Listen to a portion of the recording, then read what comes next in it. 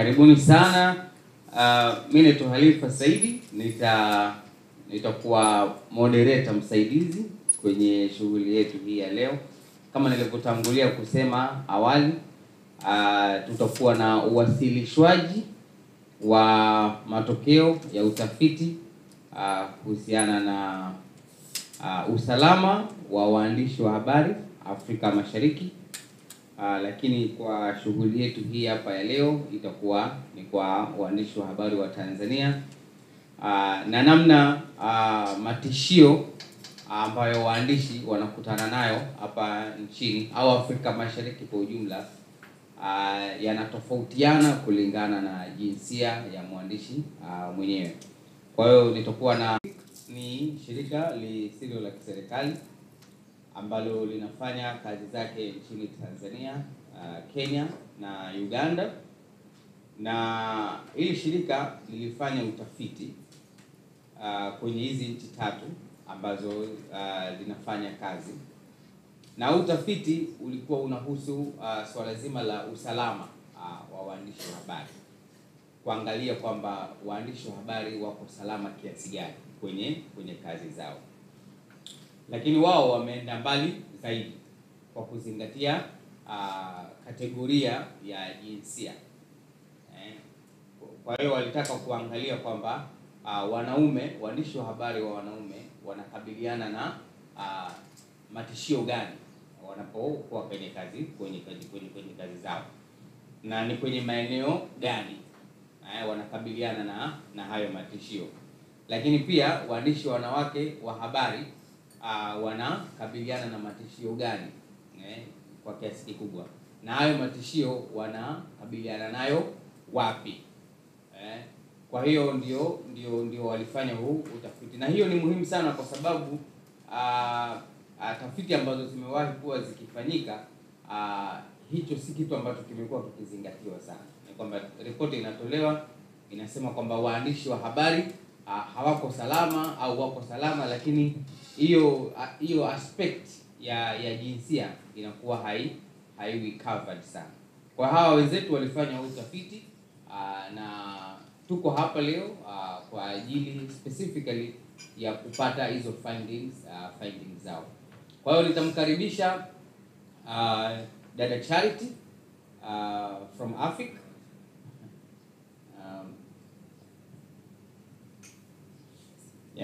So I will welcome my dear sister Charity from Africa, who will come and share these reports and findings with us.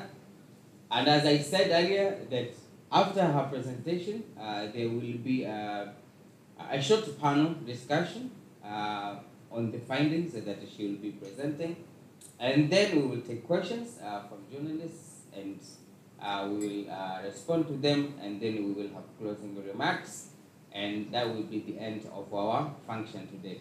So Charity, you're most welcome to come and share what the findings tell us about the safety of journalists in Tanzania.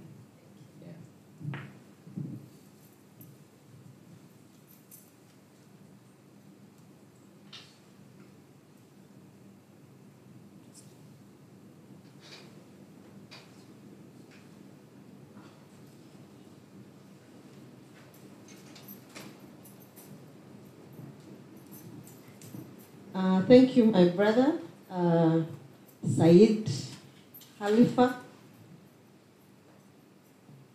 How all my Swahili has disappeared this morning.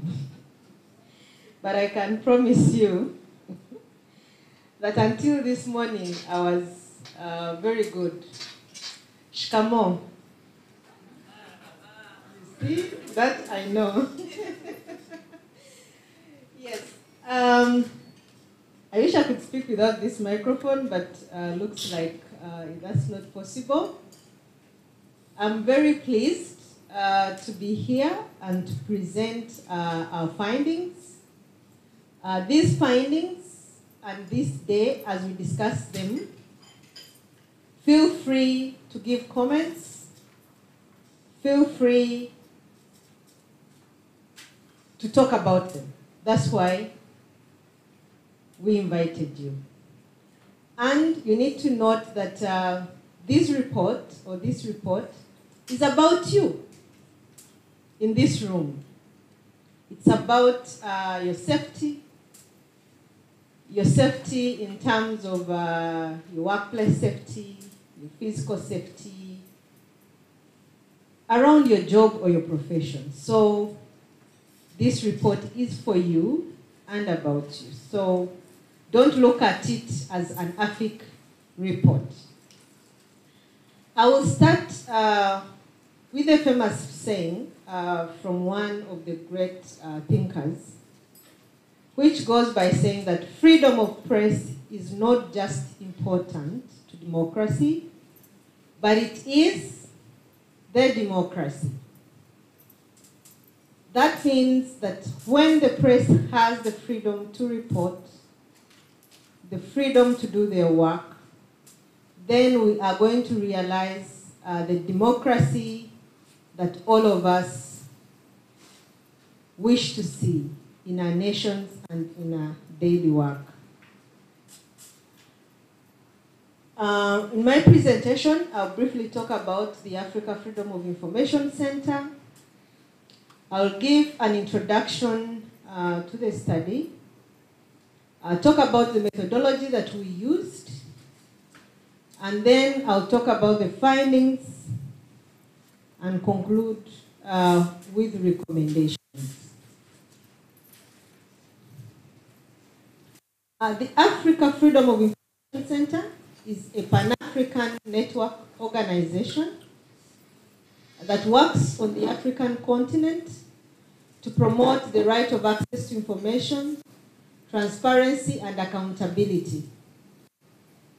As of to date, the Africa Freedom of Information Center has 46 members in 23 countries. And these countries are actually African countries, including Tanzania. Tanzania is one of the countries in which we have active members. We also have partners that we're working with directly, like Unaweza, the Chanzo, and we are pleased to have them join us today.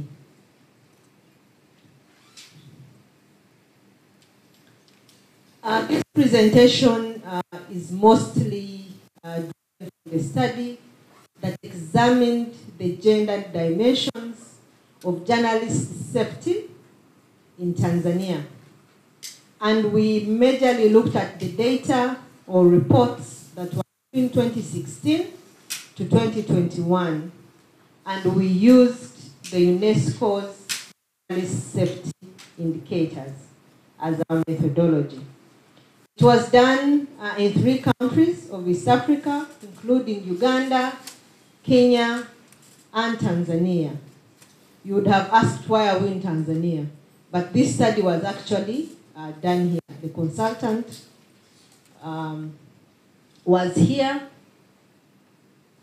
It's possible that he could have talked to 1 or 2 or 3 of you, but we believe that it is a reflection of what is happening in this place. What do we mean by the journalist safety, or what are we looking at? The journalist safety is the extent to which journalists can perform their work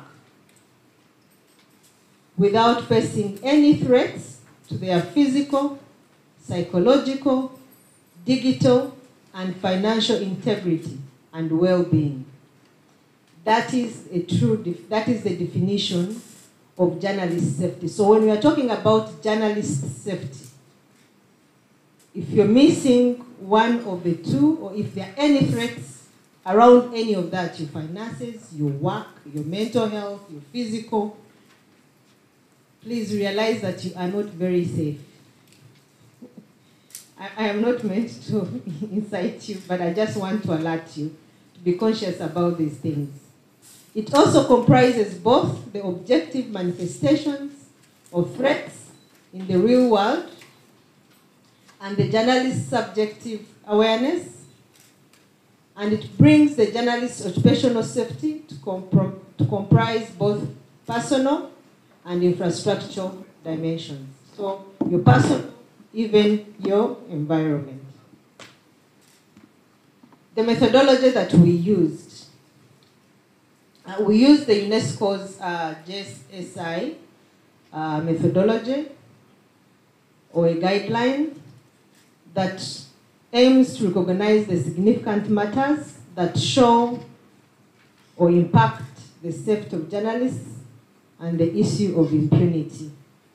We also, in relation to gender, since we're talking about the safety of female journalists, we used UNESCO's gender sensitive indicators framework. You might ask yourself, why are you using UNESCO's methodology or guidelines? We used UNESCO's guidelines or methodology because this is an international standard that is supposed to project or illustrate good practices and minimal illustrations in that specific area. We also looked at secondary data. We had secondary and primary data. We used the qualitative methodology where we had in-depth interviews to get people's actual feeling. And the secondary data was mostly derived from the literature review of the different publications that have happened, especially in this country. The primary data was collected from individuals. These were selected individuals that were interviewed. We also had focus group discussions, and we had key informants as well. In total, 23 stakeholders were interviewed, and these included journalists, media managers, state actors, civil society actors, and UN representatives. Of these, 68% were female, while 32% of the people interviewed were male. The standard limitation was mostly stemming from having to hold the research virtually. So the consultant was based in Uganda, but conducting the research in Tanzania. And out of this, what did we find? Generally, in Tanzania, the overview of the safety, how is it safe or not? The research reveals that there is an observable growth of media. By March 2020, Tanzania had 229 newspapers and magazines, 183 radio stations, 43 TV stations, and 22 blogs and online newspapers. Traditional media is the primary source of news in Tanzania, with audience data indicating that Tanzanians consume news content mostly from print, radio, and television outlets. There is also a fast increasing consumption of content on digital sources, meaning more Tanzanians are getting online, and it is enhanced by the fact that the penetration of internet has grown up to 60% from 37% in the country so far. There are fewer journalists that are female in Tanzania, especially in the newsrooms, than their male counterparts. Even though data from the universities, from the institutions of journalism, show that more women are graduating in journalism than the men. So we're not able to establish where these women are going. They are graduating more, but they're not practicing journalism. The research also shows that women constitute 40% of the media workers. However, in terms of women, what they do in the media sector, only 8 of them practice journalism, occupying positions as reporters, editors, TV radio presenters, and producers. A greater percentage, which is 72% of Tanzanian women in the media, are actually involved in supporting services within media houses, such as administration, catering, cleaning, marketing, and distribution. So they're actually not practicing the journalism, but are supporting, should I call it the process of journalism, or they're supporting the reporters at the media houses in other ways, not necessarily reporting and capturing the news. Most significant proportion of Tanzanian women, 40%. I think that is repeated. Print media has about 25%. And men are more likely to be employed on permanent or full-time positions. Khalifa is looking at me. And journalists in Tanzania are reported having a fair amount of professional autonomy. However, many of them expressed fear of arrest or detention by government agents at their work.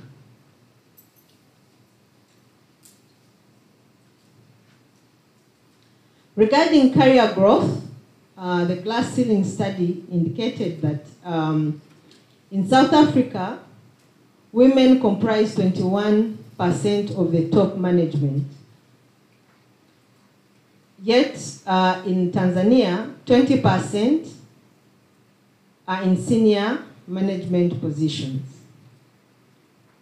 The report revealed that there is only one Director General in more than 50 electronic media houses who is female. Is that true? So, ladies, where are we? Only one out of the 50.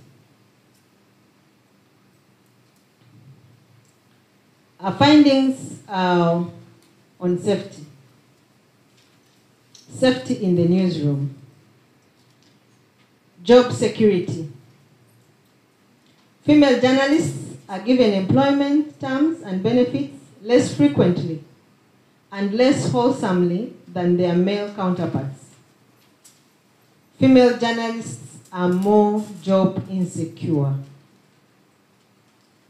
Generally, the female journalists are generally paid less than their male counterparts, even when they occupy the same positions in the same organizations, and even do a similar job. From one respondent, I will quote, say that some news media organizations don't want to employ female journalists because women are the weaker sex and therefore they cannot be as productive as men. Some media bosses say that women are less intelligent than men. Women are physically weaker, so can't work long hours, can't travel far to fetch the stories, and also they will need maternity leaves. Is that true? So this is one of the people that was interviewed. So there is this perception that the female journalists will go on maternity leave and they can't travel far. I'm not a journalist, but I came from Uganda to Tanzania, so this shows that I can travel far. I wish that perception can be changed. The other finding on physical and psychological safety, which majorly refers to how a journalist can perform their work, related tasks without facing direct harm and threats to their well-being in their physical bodies and minds. It includes having a safe and secure newsroom, absence of threats, harassments, confiscation or destruction of equipment, and cases of assault, among others. That is how we define physical and psychological safety. It was reported that male journalists in Tanzania tend to be more vulnerable to this insecurity. They are abused physically in line of their duty more than their female counterparts. It was anonymously attributed to the fact that media organizations tend to deploy male more than female journalists in line of duty where a risk of physical attack is high, such as reporting from front lines of riots and demonstrations. Only you can confirm that that is true.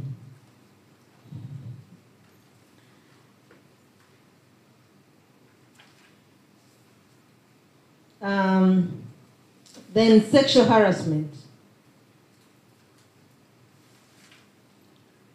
Female journalists were reported being asked for sexual favors in exchange of employment, assignments at work, and promotions. So that they would ask them for kintu kidogo dogo in order for someone to assign you to go and report or capture certain news. And Tanzania Media Women's Association in 2019 found that as many as 48 of the women Tanzanian media had ever experienced this sexual harassment.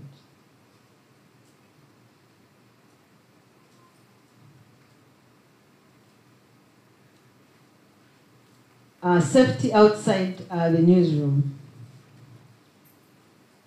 There are several threats, physical harassment, arrests, unlawful detention, abductions, censure, and related actions by state authorities reported in Tanzania. And more victims were the male journalists than the female counterparts. This caused more fear, especially to the female journalists. The report gave examples of Eric Kabendera and Joseph Gandhi. We all know those cases. From the research, it indicated that after those arrests, many practitioners tended to go into self-censorship, especially the female journalists.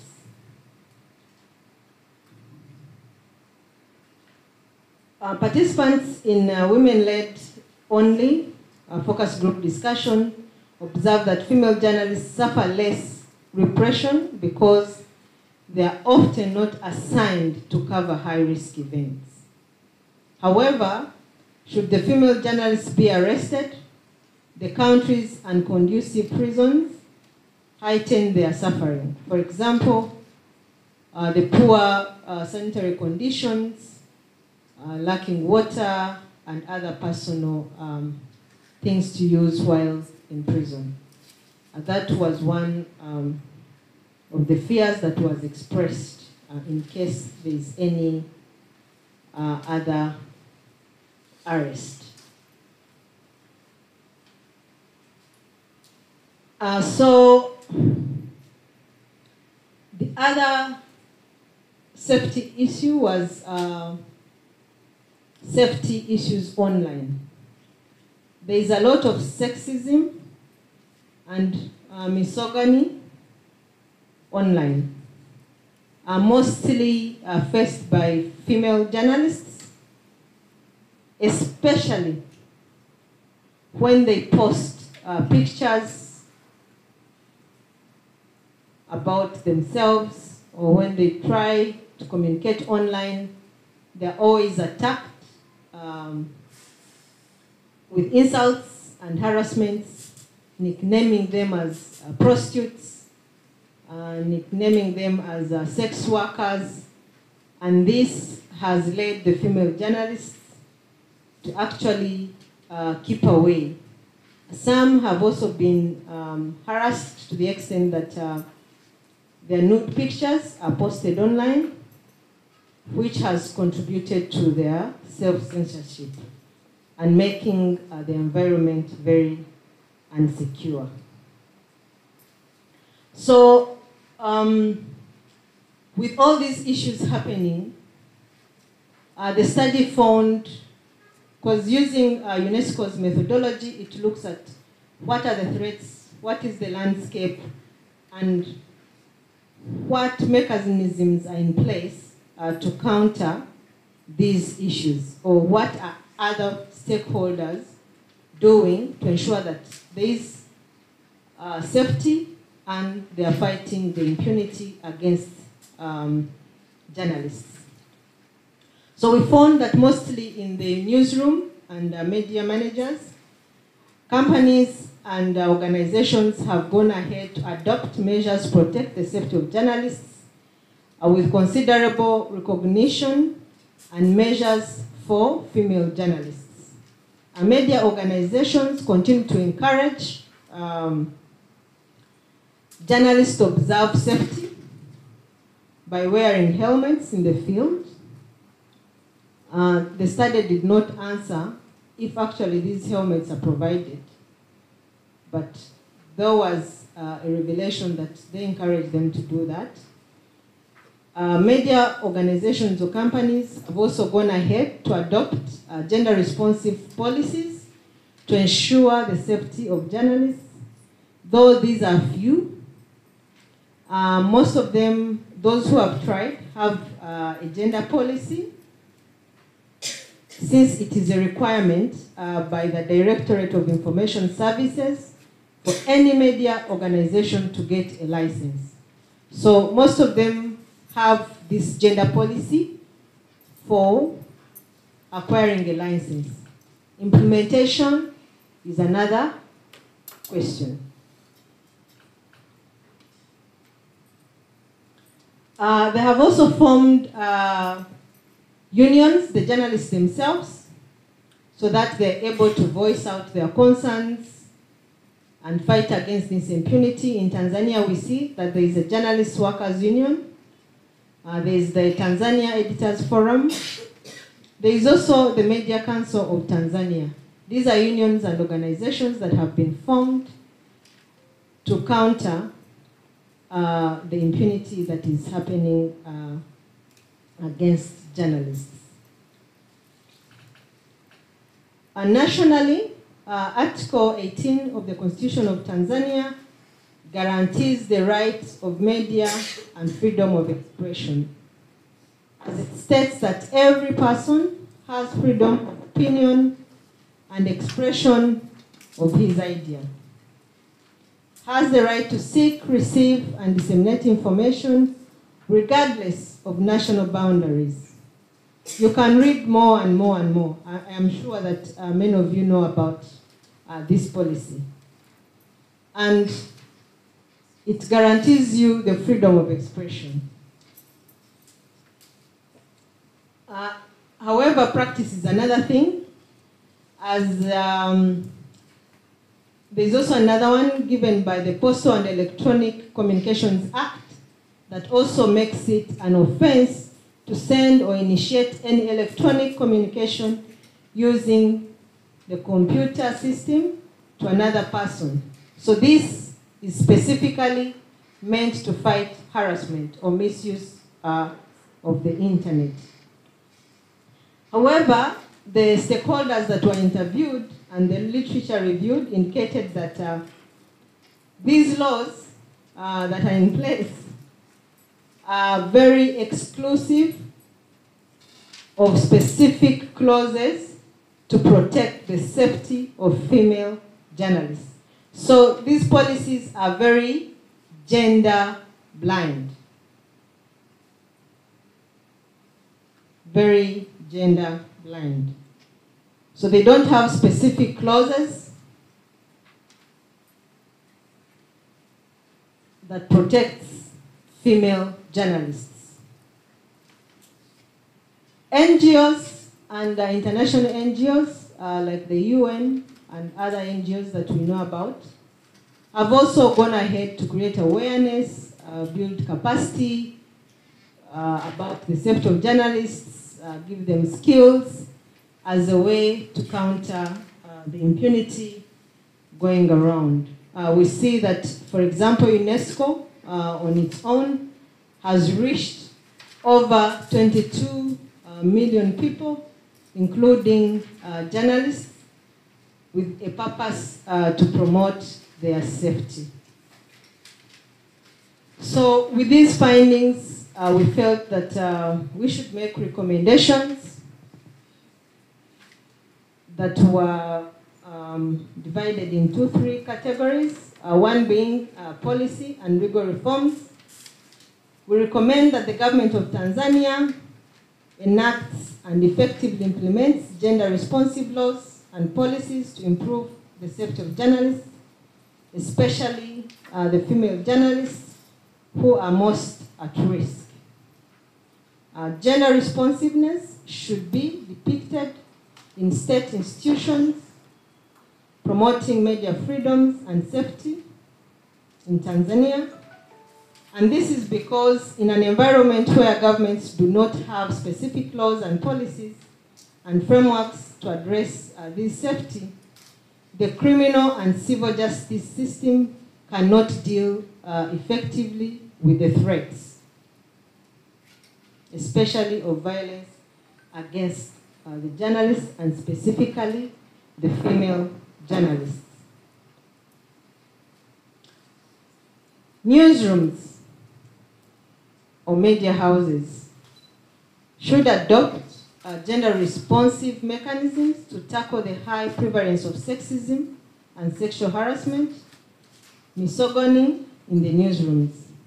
This should involve a deep analysis of the gender dimensions of the safety of the journalist. And they should involve these frameworks based on the live experiences that are happening. So, and involve the journalists themselves to develop such frameworks. Civil society also have a role to play. Continuing the training and capacity building, and the community and the donor community also developing programs and funding for these programs and funding for these specific programs for civil society, so that they're able to build the capacity and promote journalist safety to ensure the justice and law enforcement sectors are implementing the law. It is also important to note that a robust and flourishing media industry depends on independence of the media and civil society. The training should also encompass monitoring, documentation, and reporting of journalist safety and provision of psychosocial legal services. And that brings me to the end.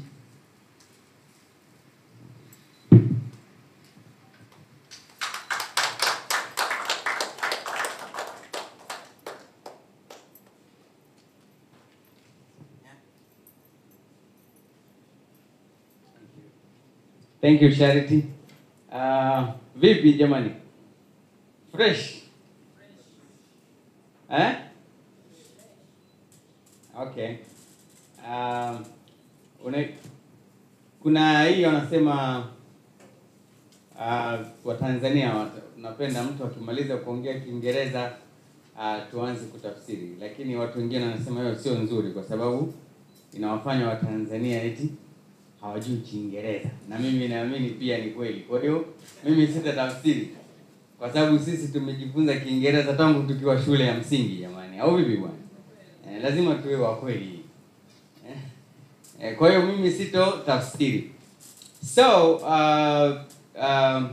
alichozungumza dada Charity ni kama mlivyomsikia, ni kuhusiana na masuala ya usalama ya waandishi wa habari, na namna huo usalama unavyomuathiri mwandishi wa habari wa kike na wa kiume kipekee.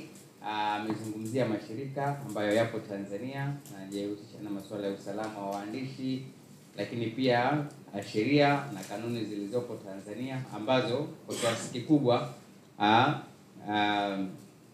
hazizingatii haya masuala ya ujinsia kwenye utungaji wa hizi sheria. Sasa kama nilivyosema, kwa sababu sitaki tupoteze muda, tumesema baada ya dada Charity kuwasilisha findings za hizi ripoti yao, tutakuwa na kamjadala kadogo. Kwa hiyo namuomba dada Arisha Chande kutoka Unaweza asogee hapa. Risha ni mkurugenzi wa uchechemuzi kutoka Unaweza. Unaweza ni shirika lisilo la kiserikali ambalo linafanya kazi Afrika Mashariki, Kenya, Uganda na Tanzania, kwenye kusahihisha masuala ya uwajibikaji, uwazi na ushirikishwaji wa wananchi kwenye masuala ya uongozi na serikalini kwa ujumla. Pia namuomba dada Salome Kitomari ambaye ni mwenyekiti wa MISA-TAN. MISA-TAN ni kama tunafahamu waandishi, ni mtandao au ni shirika pia lisilo la kiserikali, liko Afrika nzima, kusini mwa Afrika, na linajikita zaidi kwenye kutetea masuala ya uandishi wa habari, uhuru wa kujieleza na vitu kama hivyo. Lakini pia dada Salome ni mwandishi wa habari wa siku nyingi, award winning journalist, lakini pia na mhariri wa habari. Lakini nimwite pia dada Silvia kutoka TAMWA. Dada Silvia ni manager program kama nimepatia kutoka TAMWA. Nadhani TAMWA tunaifahamu, ni chama cha waandishi wa habari wanawake Tanzania, na kimekuwa kikifanya kazi nyingi tu kushajihisha masuala haya ya usalama wa wanawake maeneo ya kazi, lakini pia kuongeza wingi wa wanawake kwenye vyombo vya habari. Sasa sijui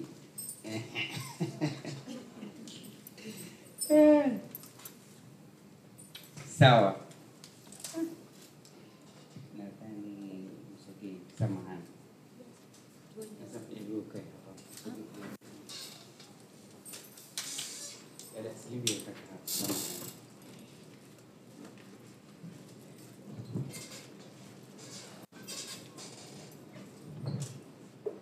Okay. Yeah,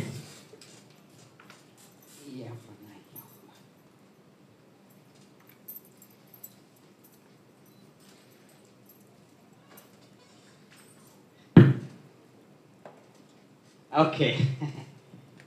Kwa hiyo jamani, kama tulivyozungumza, kwa hiyo tutakuwa na mjadala mfupi kuhusiana na hizi findings ambazo zimewasilishwa hapa na dada Charity kutoka shirika la Afrika na wenzangu hapa kama nilivyowatambulisha. Mimi ni Hali Saidi, ni mwandishi wa habari pia kutoka Chanzo. Nadhani tungeanza moja kwa moja kutoka kwa dada Silvia, niende kwa dada Salome, alafu niende kwa dada Risha. Labda kwa ufupi tu, ujumbe mkubwa ambao umeupata kutoka kwenye findings ambazo zimetoka kuwasilishwa muda si mrefu hapa ni upi? Ni nini ambacho umekiona kimewasilishwa na kimekugusa kabisa kama mwandishi wa habari, lakini kama mtu ambaye mdau muhimu kwenye masuala haya ya habari na masuala ya wanawake na ushiriki wao kwenye vyombo vya habari? Karibu sana dada Silvia. Asante. Kwanza kabisa nichukue nafasi hii kuwapongeza Afrika kwa kazi kubwa, kwa tafiti ambayo iko clear kabisa na imetupa mwangaza sisi kama wanatasnia na habari Tanzania. Tunashukuru kwa nafasi hii, lakini hongereni sana kwa Afrika kwa wasilisho hili la hii survey ambayo imefanyika. Kwa kifupi, Mimi pia kama mdau wa habari na kutoka Chama cha Waandishi wa Habari Wanawake Tanzania, tumefurahi. Kwanza hili pia ni eneo letu, na sisi tunapigania maslahi ya wanawake na Tanzania, hasa wanawake wanahabari, na imetupa mwanga wa nini ambacho kimeendelea kwa muda huu ambao wamefanya huu utafiti, lakini imeonyesha kabisa bado tuna kazi ya kufanya. Kama wanahabari, bado nafasi za wanawake wanahabari katika vyombo vya habari ni ndogo ukilinganisha na wenzetu wanaume, pamoja na jitihada zote ambazo zimefanywa, lakini pia maeneo ya ufanyaji kazi ki-physical, ki-emotions na kinamna mbalimbali, tuna kazi ya kufanya. Kwa hiyo imetupa pia assignments ya kuendelea na uchechemuzi, kuendelea na advocacy, kuendelea kufanya capacity building ya wanawake. Najua tunafanya, tutaendelea kuzungumza na kwa kiasi gani tumefanya au tumefikia na mikakati ambayo tuko nayo, kwa sababu imeongeza nguvu kama tool sasa ya kufanyia kazi na hichi ambacho wenzetu wamefanya. Dada Salome. Asante. Kwanza napenda mimi kuungana na Sylvia kuwashukuru Afiki pia hata kwa kutukaribisha hapa. Habari za asubuhi wanahabari wenzangu. Nini mimi nimekiona kwenye huu utafiti uliofanyika? Kwanza ni utafiti wa kina na umejumuisha ripoti nyingi ambazo zote zimejikita katika kumwangalia mwandishi wa habari wa Tanzania. Hii inatupa ujumbe kwamba bado kuna kazi kubwa ya kufanya, na tunachotakiwa ni kubadilisha mbinu za utekelezaji wa majukumu yetu. Uragibishi, mbinu za uragibishi sasa zinatakiwa zibadilike, kwa sababu ukiangalia kwa takribani tangu TAMWA imeanza, mimi ni memba wa TAMWA pia, kwa takribani zaidi ya miaka 30 TAMWA imekuwa ikifanya uragibishi wa masuala ya kuongeza idadi ya wanawake, na imekwenda mbali zaidi mpaka kusomesha wanawake. Mimi mwenyewe ni product ya kusomeshwa na TAMWA. Lakini bado tunaona kuna hali kama hii. Maana yake bado kuna kazi ya kufanya, na tunatakiwa tubadilishe approaches ya namna tunavyofanya mambo yetu. Kwa hiyo ukiangalia utafiti huu unaonyesha kwa mfano swala la sera. Tunazungumzia sera, lakini siku zote tunazungumzia sera kwamba zipo, zina gap. Sasa ni hatua gani zinachukuliwa? Kwa hiyo kwa kuanzia naweza kusema kwamba tunatakiwa tubadilishe muundo wa utendaji kazi wetu wa uragibishi tunaofanya kwenye mashirika mbalimbali. Hata sisi waandishi wa habari, unapokuwa ndani ya chombo chako cha habari, uragibishi sio lazima ufanywe tu na taasisi kama Twaweza, NISA au TAMWA. Hata wewe mwandishi wa habari ndani ya chombo chako, ni vitu gani unaweza kuvipush vilete mabadiliko kwenye chombo chako? Tunapozungumzia sera, mnapokaa kwenye vikao kuanzia ile postmortem asubuhi mnazungumza, lakini mnapokutana na viongozi wa vyombo vyenu mnazungumza, mnapokutana na wakuu wenu wa idara mnazungumza kuhusiana na haya mabadiliko. Ni kwa kiasi gani? Nafikiri nitapata nafasi ya kudadavua zaidi ili nisimeze kwenye maswali mengine yanayofuata. Asante. Asante sana. Naam, Darisha. Asante Hali, na kwanza mimi pia niungane na wenzangu kuwashukuru Afik na kuwapongeza kwa huu utafiti. Na naungana pia na wenzangu kwenye points zao, lakini singependa kuzirudia. Kwa hiyo mimi nimeguswa na vitu viwili vya msingi. Kwanza, kwamba mwandishi mwanamke anapambana sio na vile vitishio ambavyo ni vya kawaida kwenye tasnia ya habari. Sipendi kusema viko vya kawaida, lakini kuna ukawaida fulani. Tuseme kwamba ukiingia kwenye tasnia ya habari unajua kwamba unaweza ukapata tatizo na wale ambao unaenda kuwafanyia story, ukiwa unaepuka masuala ya ovyo haswa, wanaweza kukutisha. Lakini mwanamke mwandishi anapambana na adui wa ndani. Ndio ilinigusa sana kwamba ndani ya newsrooms yetu hata hivyo tunapambana. Kwa hamna ule umoja, mshikamano kati ya sisi kama waandishi. Kwa hiyo imenigusa sana.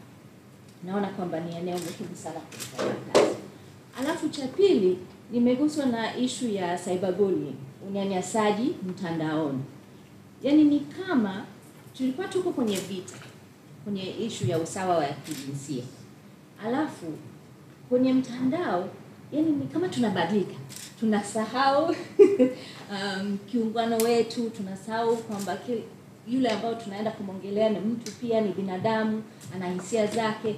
Kwa hiyo ni kama tunarudi nyuma tukiangalia issues kwenye mtandao. Hata wale ambayo ungekutana naye umemwona kama kidogo muelewa, anaweza akaelewa hizi issues za jinsia, lakini anaingia mtandaoni afu anabadilika kabisa. Kwa mimi naona hili ni eneo muhimu sana ambalo tunahitaji kulifanya kazi, na pia mimi sioni kwamba jinsi ya kuitatua hili tatizo ni kwenye issues za sera na kanuni. Kiukweli tukiangalia issues za mtandao, yani tuachane na Wachina ambayo wana miundombinu kubwa sana ya kuthibitisha taarifa ambazo zinatoka kwenye mtandao. Sisi hatutaweza kupitia kanuni au kuwa na askari polisi ambayo kila siku wanaenda kusoma nini imeandikwa kwenye mtandao. Tunahitaji in a way self regulation, crowd regulation. Yani mimi nikimwona dada Salome amepost kitu ambacho sio, nimwambie, nimseme, ni hivyo. Kwa hiyo ndio hivyo vitu viwili. Asante sana. Asante sana Risha. Labda Silvia, nikirudi kwako kidogo. Wewe upo TAMWA na tunajua kwamba TAMWA kwa kiasi kikubwa sana ina programs, activities zinazohusika na masuala ya wanawake kwenye vyombo vya habari. Nilitaka kufahamu nyinyi kama taasisi au kama jumuiya ni vitisho gani sana mnavipokea? Wanachama wenu wanaripoti vitisho gani sana wanavipokea wakiwa kwenye maeneo yao ya kazi au hata nje ya kazi? Wanachama wa TAMWA wanaripoti vitisho gani wanakabiliana navyo kwenye maisha yao ya kila siku, kwenye kazi zao za kila siku, wanawake na maanisha? Ishu kubwa ambayo imejitokeza kwa kipindi cha hivi karibuni ni unyanyasaji wa kijinsia, hasa eneo la kazi. Na sasa hivi kwa mfano tuna mradi wetu wa kuhakikisha usalama wa wanawake wanahabari ndani ya vyombo vya habari. Tunafanya uchechemuzi kuhakikisha kwamba wanawake wanahabari wanajitokeza, wanasema hayo manyanyaso ambayo yako ndani ya habari, kwa sababu uzoefu umeonyesha kwamba wanawake wanahabari wanafanyiwa ukatili ndani ya vyombo vya habari na viongozi wao wakubwa ndani ya vyombo vya habari, lakini wanaakti kama kila kitu kiko okay wanapofanya kazi zao za kila siku. Kwa hiyo tunawajengea uwezo kutoka nje kuripoti, ili hata wale wengine wanaokuja waliopo waone kumbe inawezekana. Kwa sababu shida yetu Tanzania, pamoja na changamoto za sera, sheria, lakini ipo mifumo ambayo unaweza ukasemea, ipo mifumo au kuna namna ambayo ya kusaidiana, kama dada nilivyosema pale, ya kusaidiana wenyewe kwa wenyewe mtu anapofanyiwa hivyo vitendo vya ukatili wa kijinsia. Lakini pia zipo taasisi, kuna MCT, kuna TAMWA yenyewe, kuna Tanzania Press Clubs, na kwa bahati nzuri hivi karibuni TAMWA tumeanza kupokea baadhi ya wanawake ambao wamefanyiwa vitendo vya ukatili ndani ya ukatili wa kijinsia ndani ya vyombo vya habari na mabosi wao, na tumeweza kuwasaidia kwa kuwafanyia kwanza msaada wa kisaikolojia, kwa sababu ukatili una involve pia masuala ya kuwa affected kisaikolojia. Kwa hiyo tumeweza kuwasaidia, lakini pia kushirikiana na wadau wengine, kwa sababu tunafanya kazi na taasisi zingine za kiserikali kama TAKUKURU na dawati la kijinsia. Tumeweza kushirikiana nao, na hizo baadhi ya kesi zimeweza kufika mbali, na watu ambao wamehusika, ambao wamefanyia ukatili kuchukuliwa hatua, na wale wanaandishi wa habari wanawake wameweza kupata stahiki zao. Kwa hiyo tunaendelea na mradi wetu huo wasa kuhamasisha, kufanya documentation ya cases na kushare na wadau wengine wa habari kwamba inawezekana ukafanyia ukatili wa kijinsia ndani ya vyombo vya habari, lakini ukaweza kuchukua hatua na kusaidiwa. Lakini samani ukatili unajua ni neno pana sana. Yaani ni vitendo gani wanaripoti? Ni kwamba wananyanyaswa kingono, wanaomba rushwa ya ngono, au ni ukatili gani unaozungumzia? Kwa ukatili kama ulivyosema ni neno pana, kwa sababu vipo vitendo vya ngono, vipo vitendo vya kuomba rushwa, lakini pia yapo manyanyaso ya kazini, kuto kuchukuliwa, kupewa haki zako za msingi wakati unastahili, au kupunguziwa majukumu yako wakati unastahili, hata kama una mkataba unakuruhusu kazi fulani. Kwa hiyo inakuwa anapata madhara kihisia, kimwili, hata ufanisi wa kazi unapungua kwa namna moja au nyingine. Asante sana dada Sylvia. Dada Salome, nataka nikuulize hili swali. Wewe ni mwandishi wa habari mwanamke ambaye pia ni mhariri. Tumeona utafiti huu ambao Afrika wameutoa, na kimsingi matokeo haya ya utafiti wa Afrika ni kama muendelezo wa tafiti nyingine ambazo zimewahi kutolewa huko nyuma, kwamba tunakuwa na wanawake wengi wanahitimu kutoka vyuo vya uandishi wa habari kuliko wanaume, lakini ni wanaume ndio walio wengi kwenye vyombo vya habari kuliko wanawake. Na hata tukaenda kwenye nafasi kubwa za kimaamuzi kama wahariri, mameneja nini, wanawake bado wanakuwa kidogo. Nataka ufafanue kidogo kwa nini ni muhimu kwa waandishi wengi wa habari wanawake kujiunga kwenye vyombo vya habari, kuwa kwenye vyombo vya habari na kuwa kwenye nafasi za maamuzi. Kwa nini ni muhimu sana kwamba wanawake wawepo kwenye hizo nafasi kwa mtazamo wako wewe? Asante. Ni muhimu ili kuwa na sauti tofauti tofauti. Unajua, kwenye vyombo vyetu vya habari tunahusika na kutengeneza maudhui. Na tunapotengeneza maudhui inatakiwa iwe na mitazamo tofauti tofauti, iwe na macho na sauti tofauti tofauti. Sasa unapokuwa na jinsia moja tu kwenye chombo cha habari, unaathiri hiyo mitazamo kuipata. Na hata wakati mwingine inapokuja habari ambayo labda ni ya upande fulani, inapokosa mtazamo wa upande mwingine, wa jinsia nyingine, inaathiri.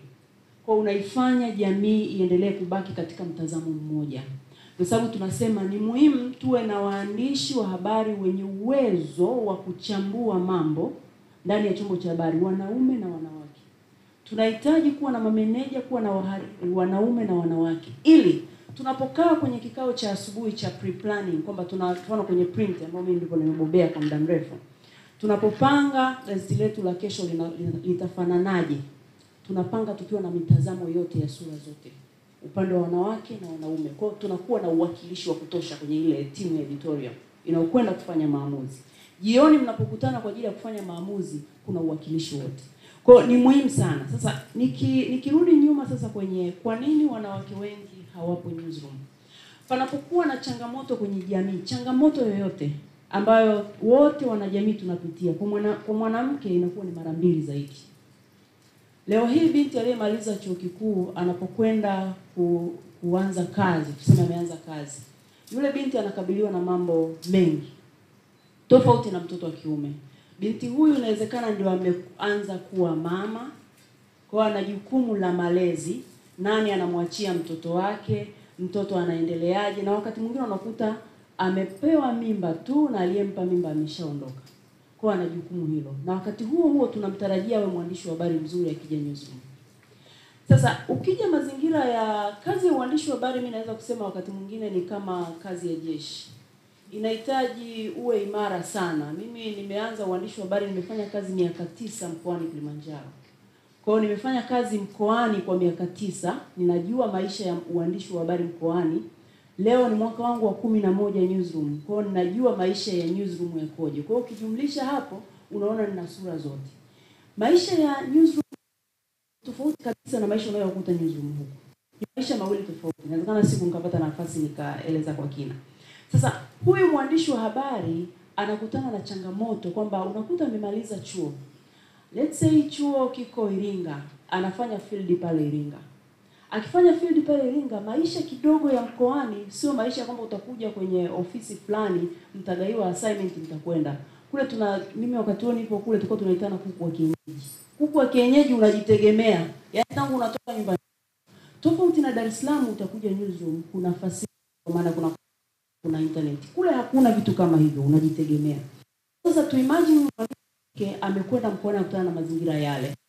lakini pia amelelewa kwenye mfumo dume ambao hana sauti mbele ya jamii yake, wala hawezi kusimama mbele ya jamii hata akahoji. Anakutana na mtu mkubwa, tuseme leo hii hapa ghafla amekutana na waziri, anatakiwa muulize. Jamii yake haijamkuza kwamba anaweza kuwa na confidence ya kusimama kuzungumza. Kwa hiyo hii ni changamoto. Akija newsroom, mazingira ya newsroom inategemea na newsroom waliokwenda. Kuna newsroom, kwa mfano mimi newsroom ninayofanyia kazi, mara nyingi sana nawapokeaga wanafunzi wa field. Cha kwanza ninachokifanya ni nawapa orientation na kuwajengea confidence kwamba kama mimi nimeweza basi hata wewe utaweza. Kama mimi nina survive kwenye newsroom mwaka wa 19 basi hata wewe utaweza kufanya hii kazi. Sasa je, ni newsroom ngapi zinapopokea hao wanafunzi zinawajengea confidence na kuonyesha kwamba hii kazi inawezekana? Yaani hata wewe mtoto wa kike utaifanya hii kazi. Kwa wanapokutana na mazingira magumu, na experience inaonyesha wanafunzi wengi wanapotoka vyuoni kuja pale, wa kiume, mfano mwaka jana nilikuwa na wanafunzi 15, around 15 wa field. Katika wale wa kiume ukifika unaona tofauti, yani kwamba wanapambana from the beginning. Ukiwapa assignment unapoanza nao, na mara nyingi napenda kuwapa press release. Namba niandikie then na collect, naanza kuambia hapa umepatia, hapa umekosea, itakiwa hivi na hivi. Katika wale wote unakuta wala wa kiume watakuletea, wa kike excuse ni nyingi. Album moja au wawili. Sasa inapoendelea unaanza kuwatuma kwenda kucollect news, unawaambatanisha na waandishi wengine. Wa kike wanarudi nyuma kidogo, mfumo wa malezi. Kwa unawarudisha nyuma kidogo. Kwa unajikuta mwisho wa siku anamaliza miezi 3 pale, umetumia nguvu kubwa sana kumpushi, lakini akirudi chuoni anaona mimi nilikuwa nataka kuwa mtangazaji. Na mbaya zaidi vioni, mentality iliyopo vioni kwamba mimi nikimaliza hapa niwe mtangazaji kama fulani, nionekane kwenye TV, nisikike kwenye redio. Wanapokuja kwenye hizi kazi sasa za kwenda kukusanya maudhui, wengi hawako tayari kwenda kukusanya maudhui kwa sababu wanaona ni kazi ngumu. Kwa hiyo umeniuliza pia, nadhani nitoe na way forward ni kifanyike. Hivi karibuni nilibahatika kutembelea newsroom za Berlin, vyumba vya habari kama 5-6 hivi. Wakati nakwenda kule, mentality yangu ilikuwa ni kwamba wenzetu wako kwenye level ya juu kwa sababu ni nchi za kwanza duniani huko. Lakini nilichokikuta kule, na wao wana struggle na gender balance kwenye newsroom. Nilikwenda kwenye gazeti moja nikakuta pale wana mtu maalum wa kudili na gender issues, especially kwenye masuala ya kuangalia usawa wa wanawake na wanaume na kuangalia maudhui, je, imebalance? Wenzetu wana uwezo wa kuajiri mtu kama huyo. DW nilikuta kuna mtu anaitwa opportunity leader. Yaani yeye yuko kwa ajili ya kuhakikisha opportunities zimebalance kwa wanawake na wanaume. Lakini wenzetu wameenda mbali zaidi, wanaangalia opportunities na balance kati ya Mwafrika na mzungu. Na siku hiyo tumekuta anashughulikia tatizo kwamba wanataka kupunguza wafanyakazi 3 na wote ni wanawake. Alisema no, lazima to balance. Sasa ukiangalia investment iliyopo kwenye vyombo vyetu vya habari, tunashindwa hata kuwa na watu kama hao. Basi hata tunaweza tukawaongezea majukumu, basi unaweza ukawa unaangalia swala la gender limekaje kwenye vyombo vya habari. Kwa hiyo na wao mfano wanaeleza takwimu zao mwaka 2016 walikuwa na 22% ya wanawake katika vyombo vya habari wanaofanya kazi ya uandishi wa habari German. Lakini sasa hivi wamepanda kutokana na jitihada zilizofanyika, wamefikia 62%. Kwa maana ni jitihada. Ndio sababu pale mwanzoni nilisema approach yetu ya kufanya uragibishi inahitaji kubadilika kama ambavyo teknolojia imebadilika, nasi tunatakiwa tubadilike kwa tunavyofanya, kwa sababu mambo mengi yamebadilika, na pia vyombo vya habari vile vya wakati ule vyenye uwezo mkubwa wa kifedha vimepungua. Baadaye nadhani tutatuuliza swala la financial ikoje. Kama hali ya uchumi ni ngumu tunavyoisikia kwenye vyombo vya habari, ambayo sio tunaisikia ndivyo uhalisia kwenye vyombo vya habari, usitarajie bado wataanza kuajiri mtu mwingine wa kuweza kusukuma mambo kama haya. Yanaonekana kama ya ziada kiasi fulani. Asante. Hiyo ilikuwa ni nzuri sana, ufafanuzi nzuri sana. Risha, labda swali la mwisho kabla sijaenda kwa ndugu zetu hapa, sijakaona tumewasahau. Nikuulize swali kama mlaji kwa maudhui ya habari. Kwa sababu kama kitu tunakizungumzia, bila shaka kitakuwa kina athari fulani kwenye jamii zetu. Kama mlaji wa maudhui ya habari, unaona hili swala la ukosefu wa ushirikishwaji wa kutosha wa wanawake kwenye maamuzi ya kiuhariri na kwenye habari inaakisiwa vipi kwenye maudhui yanayozalishwa na vyombo vya habari? Asante kwa swali muhimu. Siko mbali sana na dada Salome kwamba tunahitaji sauti tofauti ili tupate picha tofauti na tupate balance na tupate mitazamo zote kwenye vyombo vyetu vya habari na kwenye maudhui kwa ujumla. Lakini ningependa pia kusisitiza eneo la storytelling. Yaani hapa kwenye ripoti na I think kwenye mazungumzo yetu mengi kuhusu mada hii tunazungumzia issue ya kubadilisha yani sera, sheria, kanuni. Sawa, mimi sipingi kuna umuhimu fulani, lakini sioni kama ni kipaumbele cha kwanza. Kwa sababu sheria zilizopo zinaweza hata hivyo zikatusaidia kupambana na hii hali, lakini tunachohitaji nasema sisi, japo mimi sio mwandishi. Wadau. Naona kama sisi kama wadau na waandishi yani tuko pamoja kwa kweli. Kwa hiyo tunachohitaji ni storytelling, yani tunahitaji kubadilisha fikra na mitazamo za watu kwenye jamii, kwenye newsrooms, kote. Kwa hiyo kubadilisha fikra, kubadilisha mitazamo ni kazi ya storytelling, na uzuri hapa wote tunafanya zile kazi za kuandika story, sio? Kwa hiyo tuna mchango kubwa sana kwenye kubadilisha hii hali. Nataka nitoe mfano. Nilikuwa leo nikiwa na njiani nasikiliza podcast ya BBC. Walikuwa wanazungumzia issue ya Nigeria. Mwaka 2019 walikuwa na scandal kubwa sana kwenye vyuo vyao kwamba 6 for grades. Sijui kama tunaikumbuka. Hata huko ilitupiga kwa namna moja nyingine. Lakini kule Nigeria mpaka BBC wakafanya investigation. Ilikuwa story kubwa sana. Sasa kuanzia yani siku ile au mwaka 2019 tuseme kumeanza kuwa na mabadiliko kwenye taasisi baada ya taasisi. Walivyoanza walikuwa na gender policy kwenye vyuo 20 hivi. Leo hii tunazungumza wana gender policy kwenye vyuo karibu 100. Kwa hiyo idadi imeongezeka. Alafu juzi tu wamepitisha sheria kuhusu sexual harassment in universities. Kwa maana kwamba tukikava issues, tukiziweka kwenye vyombo vyetu vya habari, tukizifanya storytelling, kweli mabadiliko yanawezekana. Kwa hiyo mimi ningependa kujibu swali yako hivyo kwamba tunahitaji kukava hizi issues. Na nimesoma pia kwenye report kwamba kuna waandishi wanawake ambao wanasema jamii haijali, haitaki kusikia story zetu, tunavyonyanyaswa, tunavyopata matatizo. Lakini kiukweli mimi nataka ni wake si wote actually yani a challenge, changamoto. Let's make these stories relevant. Kwa sababu unyanyasaji wa kijinsia sio kama inatokea tu kwenye tasnia ya habari. Inatokea kote kote.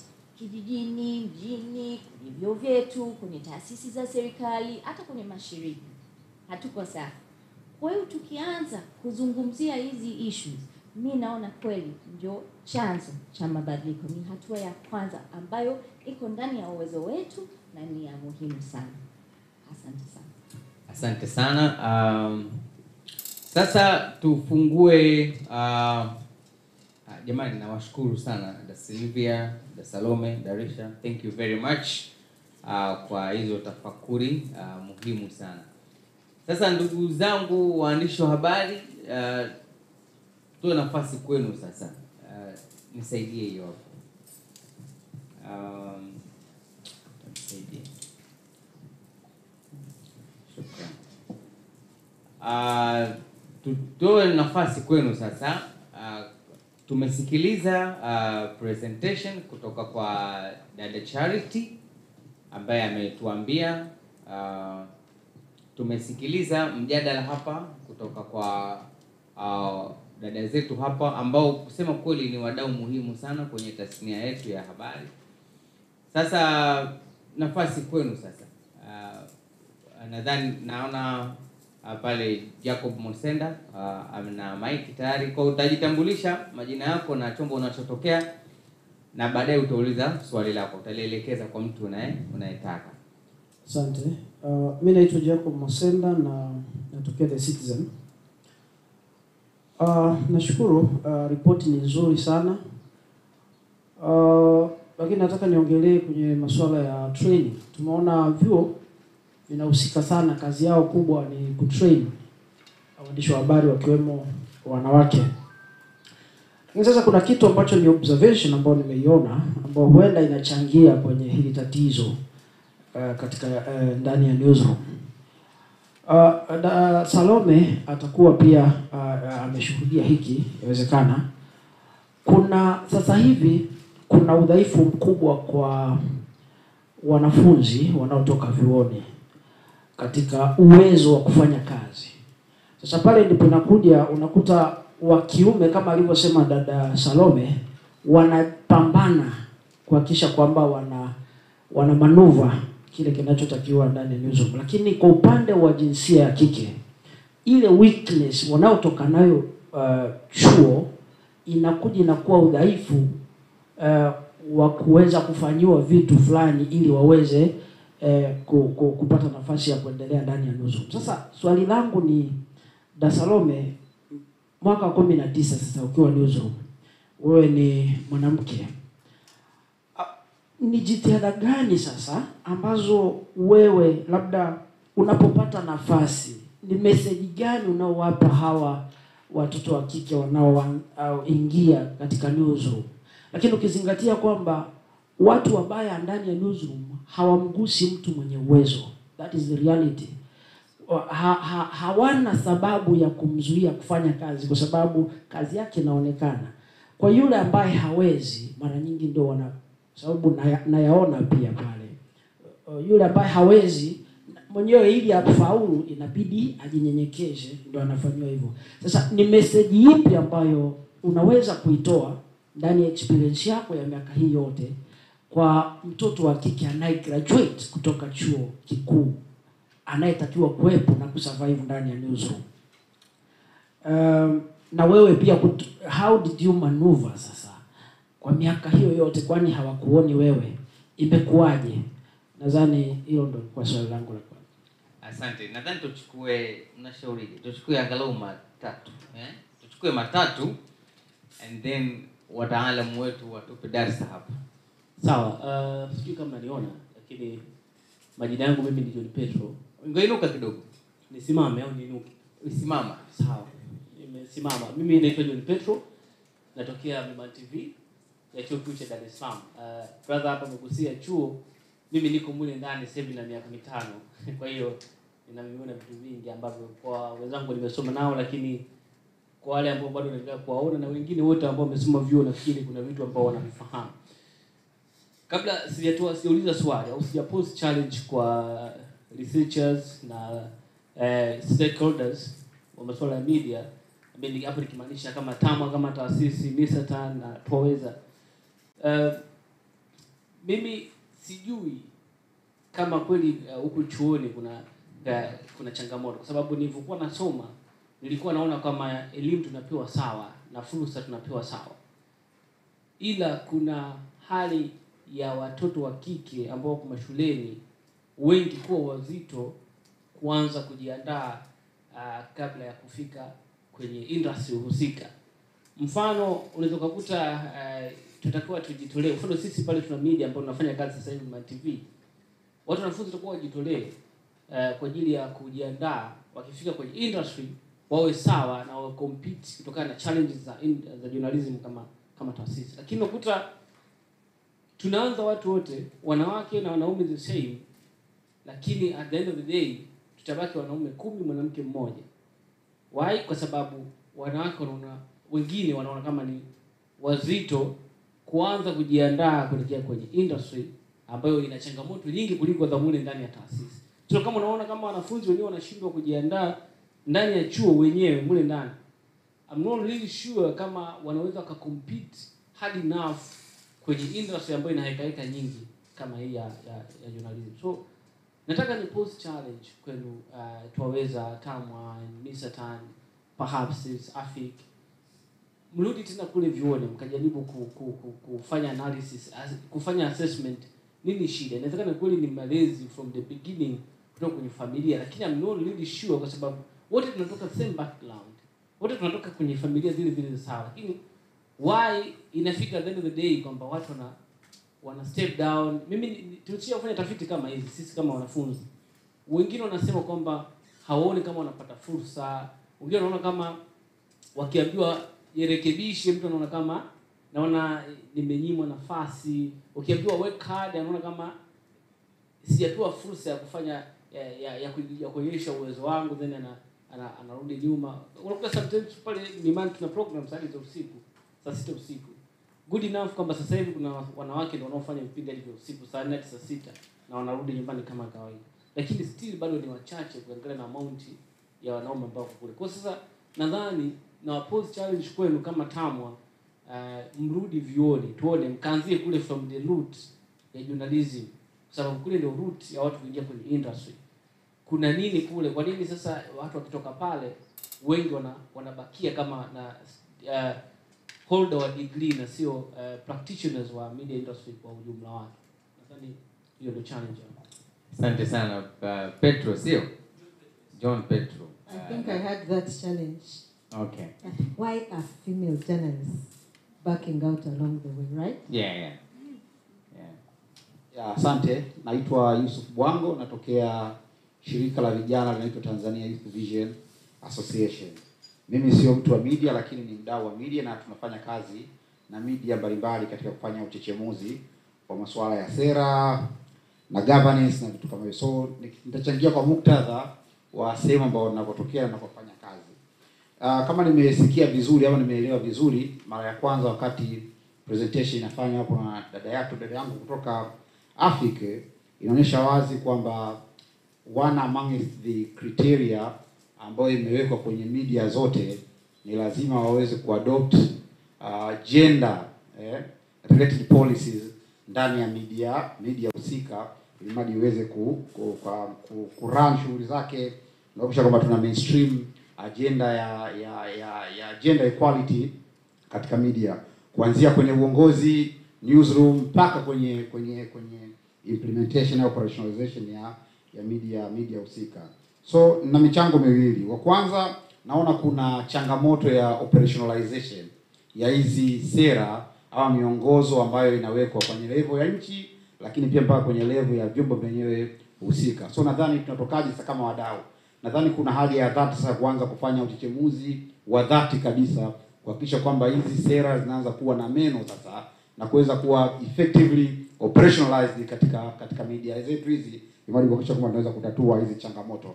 Kwa sababu kama tuna sera nzuri, na of course kuja kutazama sisi ni miongoni mwa nchi ambazo tuna sera nyingi sana nzuri ukizitazama, lakini changamoto ni kwenye utekelezaji wake.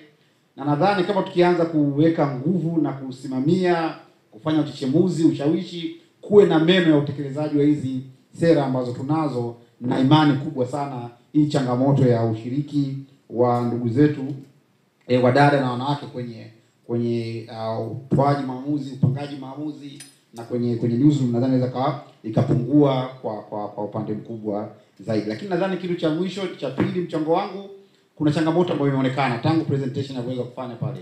Kuna hii concept ama fikra ama dhana ya kuona kwamba kuna knowledge gap, ama so knowledge ni capacity gap hasa ya watoto wa kike ama wanawake kuweza kushiriki na kufanya maamuzi kwa upana mkubwa sana.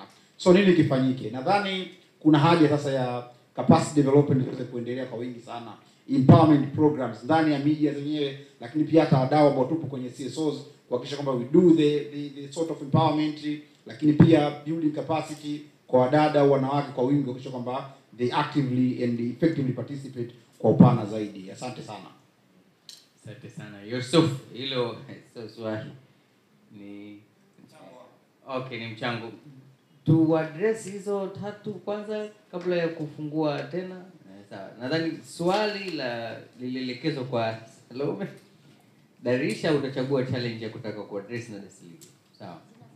Zinafanana. Okay. Mta contribute basi. Sawa. Naam, da Salome.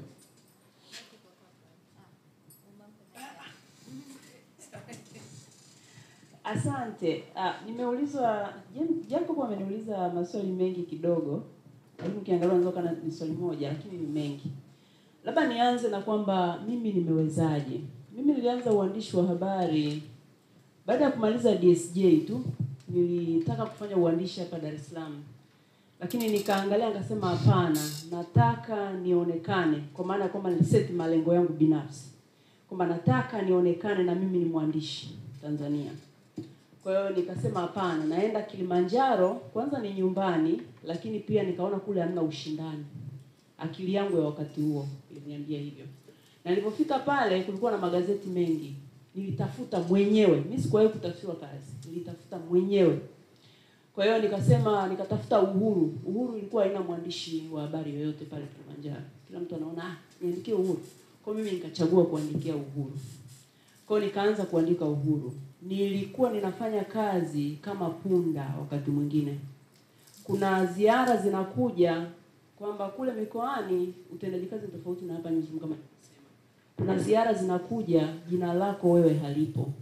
Hujaalikwa na kuna usafiri unatakiwa uende, kama mfano Mwenge ni tukio kubwa kwenye ngazi ya mkoa, au RCC au vikao vya ushauri vya TANROADS vile vinavyofanywa kabla ya siku moja kabla ya RCC, kikao cha ushauri cha mkoa. Nilichokuwa nakifanya mimi nilikuwa siangalii kualikwa, nilikuwa nakwenda kutafuta maudhui.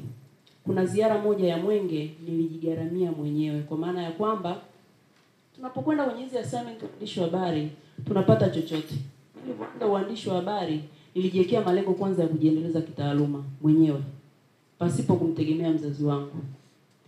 Kwa hiyo ile hela niliyokuwa na save kidogo kidogo nikaamua nikaitumie kutafuta maudhui. Wakati ule sio gharama. Unakuta hoteli na unalala kwenye nani ya 1500. Nilifanya ile kazi. Ile kazi ilinipa credit kwa maana kwamba nilikuwa nataka attachment. Nitapokwenda kwenye media kubwa waniamini kwamba na mimi ni mwandishi. Kwa nikapata lead story kama 5. Ikatokea mwandishi wa habari wa Nipashe Kilimanjaro amehamishiwa Arusha kwenda kuwa bureau chief. Kilimanjaro inabaki empty. Nikapanda gari nikaja Guardian. Nikamwambia mimi ni mwandishi wa habari. Barua yangu hii hapa, evidence zangu hizi hapa. Kwa hiyo nikaomba kaambia nenda katuonyeshe. Wakati huo kuna PST. Sio kama mnaikumbuka PST wale mliokuwepo zamani kidogo. PST ilikuwa ni shirika la habari ndani ya Guardian, ambayo kwa tunaandika habari zinatoka magazeti yote. Niliporudi Kilimanjaro, mimi ndo nilikuwa mwandishi pekee kwa PST ambaye ninalipwa vizuri. Tulikuwa tunalipwa kwa story, lakini nilikuwa naongoza kwa malipo. Kwa nini? Nilikuwa naandika story nyingi sana. Mimi mpaka usiku nilikuwa naandika story. Kwa nini? Kwa sababu niliseti lengo, lakini nilijua wapi ninatoka, wapi nataka kwenda. Kama nataka kuwa best, nionekane na mimi katika ramani kwamba na mimi mwandishi nipo kutoka kwenye familia fulani, basi nahitaji kufanya kazi kwa bidii sana. Sikuangalia kama nina mjomba, nina kaka, nina shangazi, ila niliangalia nina Mungu, ninahitaji kwenda mbele. Kwa hiyo iliniwezesha mimi kwenda. Lakini kingine ambacho mimi kilikuwa kinanipa ambacho mpaka leo nakifanya ni kuziangalia fursa. Mimi sijawahi kulaza fursa yoyote inayokuja mbele yangu.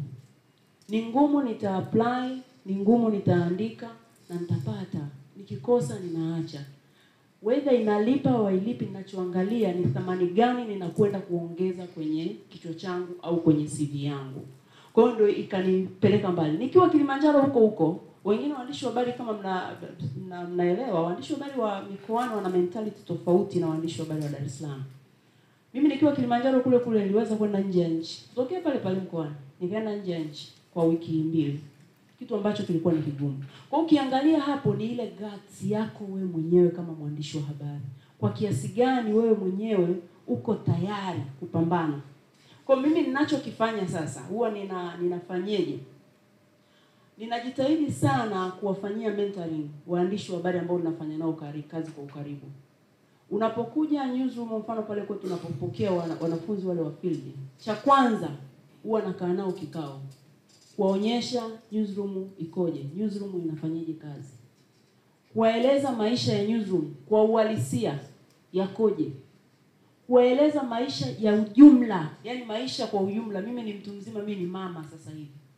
Kwa hiyo nawaeleza ile maisha kwa ujumla ili kuwaondoa kwenye lile wingu la kufikiri maisha ni rahisi. Mimi nasemaga siku zote na watoto wa kike huwa nawaambia, kuolewa sio ajira.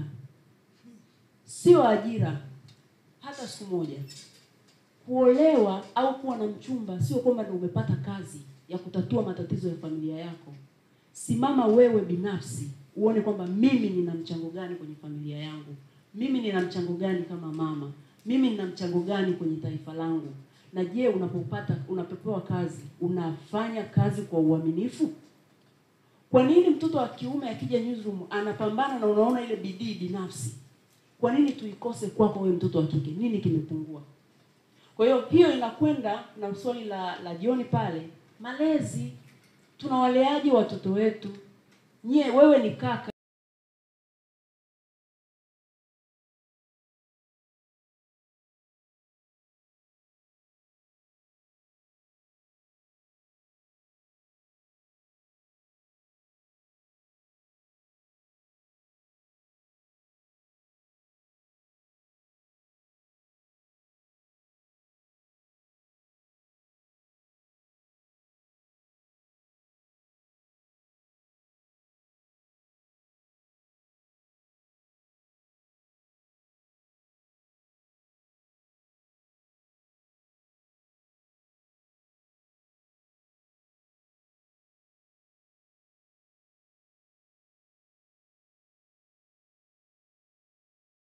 Nasimamia kitengo cha digital pale nilipo hiyo kazi.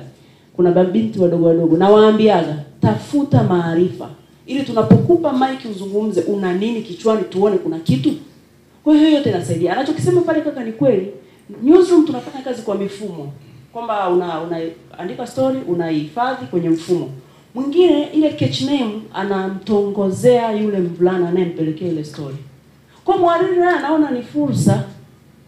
Lakini mimi kwa sababu wakinikuta pale ni mwanamke, mimi nadili nao.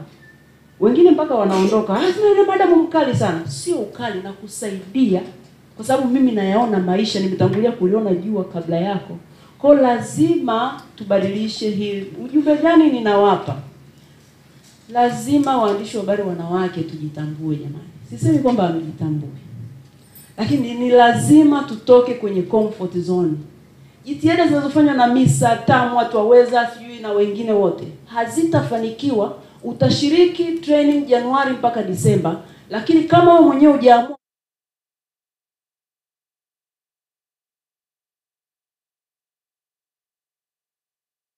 wapi utaenda ziara hii, lakini wewe tunaona nini baada ya wewe kushiriki hizo training? Mabadiliko binafsi, mabadiliko yanaanza na wewe, na ustarajie Tamwa itakushika mkono ibadilike. Mimi nimeingia Tamwa baada ya kuhamia Dar es Salaam. Nimeingia tu Dar es Salaam, nikaona Tamwa ni fursa. Mimi naangalia jicho la fursa zaidi. Nikaingia Tamwa, kumbe naweza nikasomeshwa. Nikasomeshwa na Tamwa, degree. Mimi nimefanya uandishi kuanzia certificate. Sianzia huko juu, mimi nianzia chini. Nikasomeshwa na Tamwa, lakini kuna waandishi inawezekana ni wanachama wa Tamwa hawakuiona hiyo fursa na wala hawaiona. Sasa kati yetu tulioko hapa, wangapi tuko kwenye vyama vya uandishi wa habari? Au tunaona Hamisa ile ya kina Salome, Tamwa ile ya kina Joyce, ya kina Rose. Mpo kwenye hivyo vyama, kwa nini hamuingii?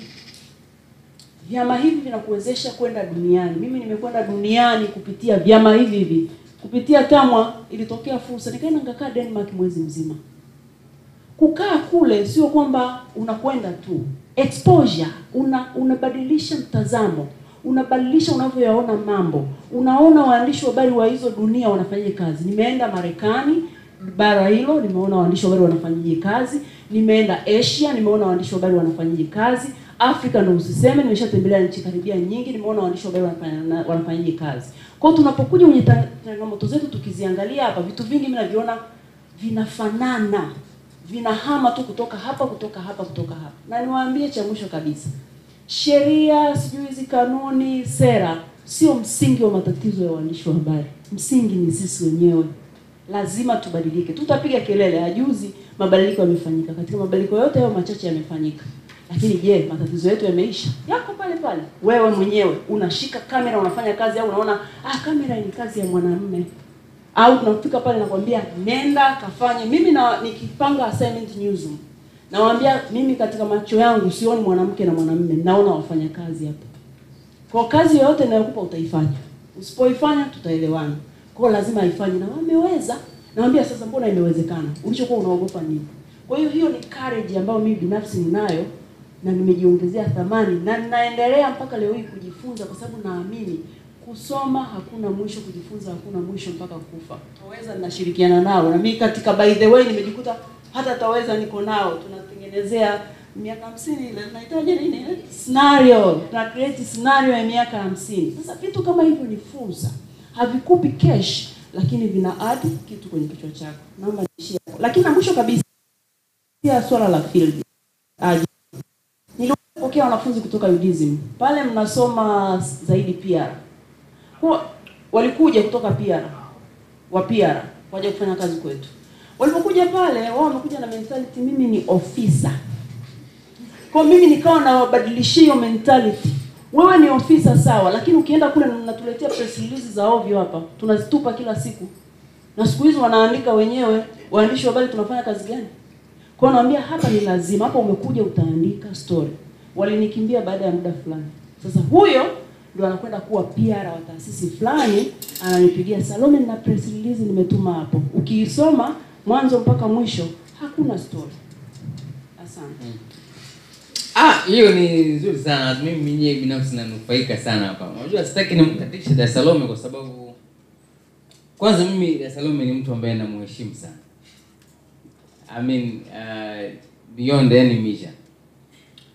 Na mheshimu sana na kila anachokizungumza, well, mimi mwenyewe kama mwandishi mchanga japo sio mwanamke, lakini nahisi nahisi ni mengi sana najifunza kutoka. Kwa hiyo nimeona uzungumze kwa kipana na kirefu tuweze kupata manufaa. Lakini Risha, nyinyi tutaweza kuzungumzia lile alilolizungumzia kaka John pale na kaka Yusuf, masuala ya capacity na nini. Tunafahamu tutaweza mna run program kuhusiana na masuala ya waandishi wa habari. Maoni yametolewa kwamba muwafate watu kwenye vyuo na kwenye malezi. Hilo unalizungumziaje? Yeah, asante sana kwa swali kwa wote na hasa kaka Jacob na kaka John. Nimependa kwa sababu dada Salome amezungumzia sana upande wa mwandishi wa kike.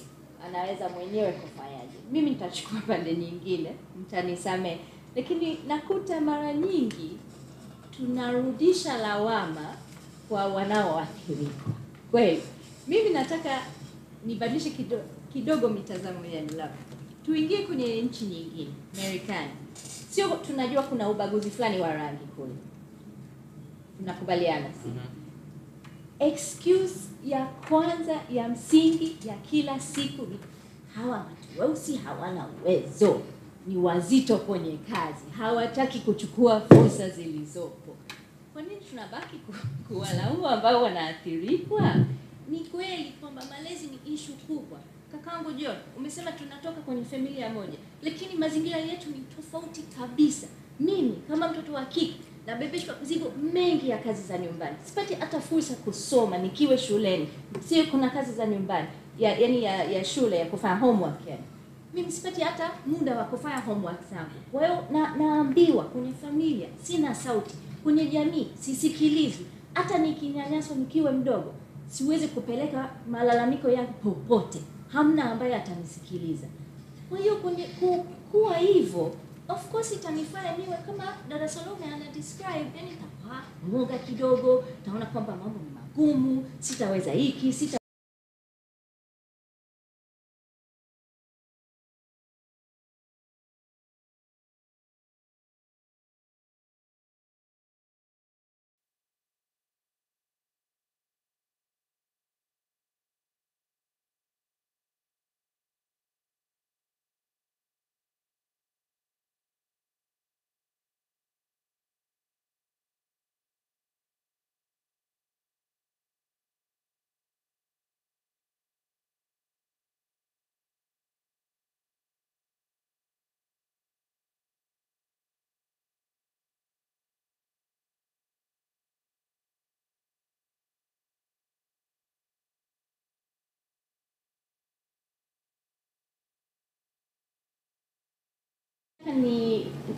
labda naweza nikasema kwenye nchi zingine ambazo zina mifumo za kutuwezesha sisi wanawake, kwenye tasnia almost zote actually sisi ndio tuko mbele.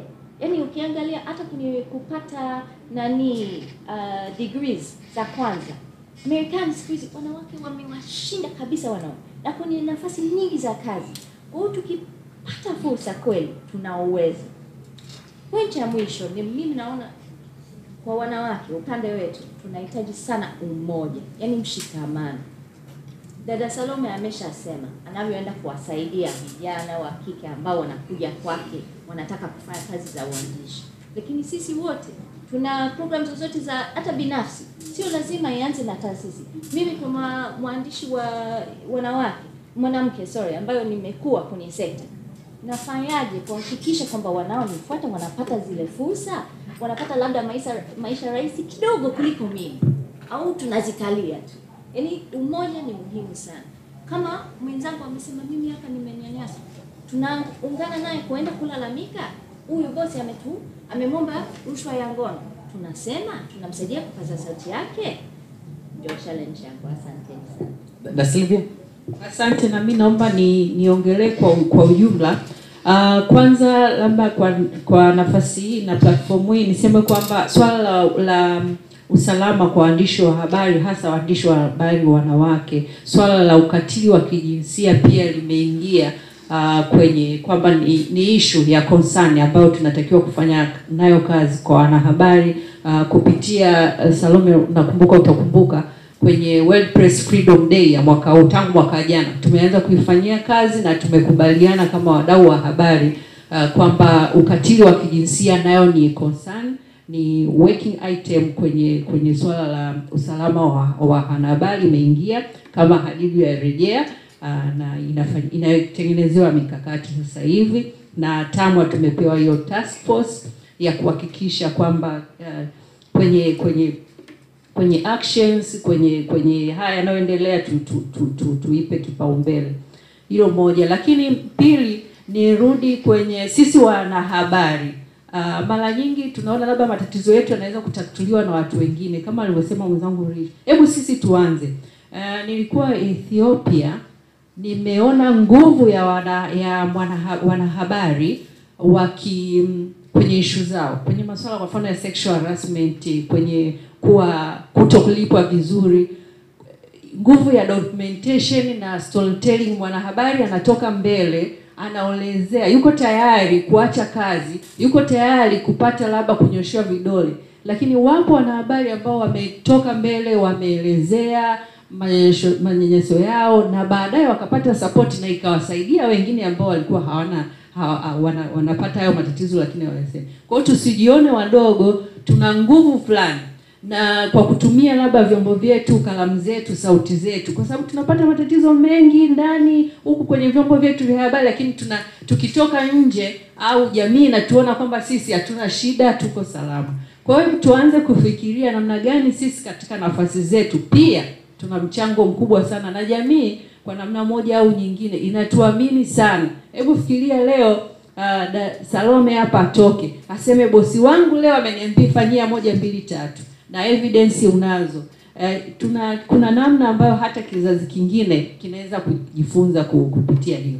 Lakini pia niseme masuala ya kijinsia ni mapana sana. Unapoangalia kwenye vyombo vyetu vya habari, hebu tuangalie hizi bodi zetu.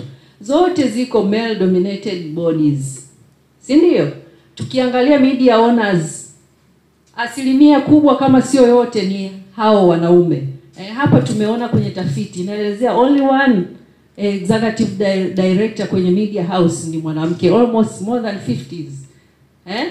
Leo hii kwa jicho la kijinsia, huyu mwanamke mmoja what can contribute to the media industries in Tanzania?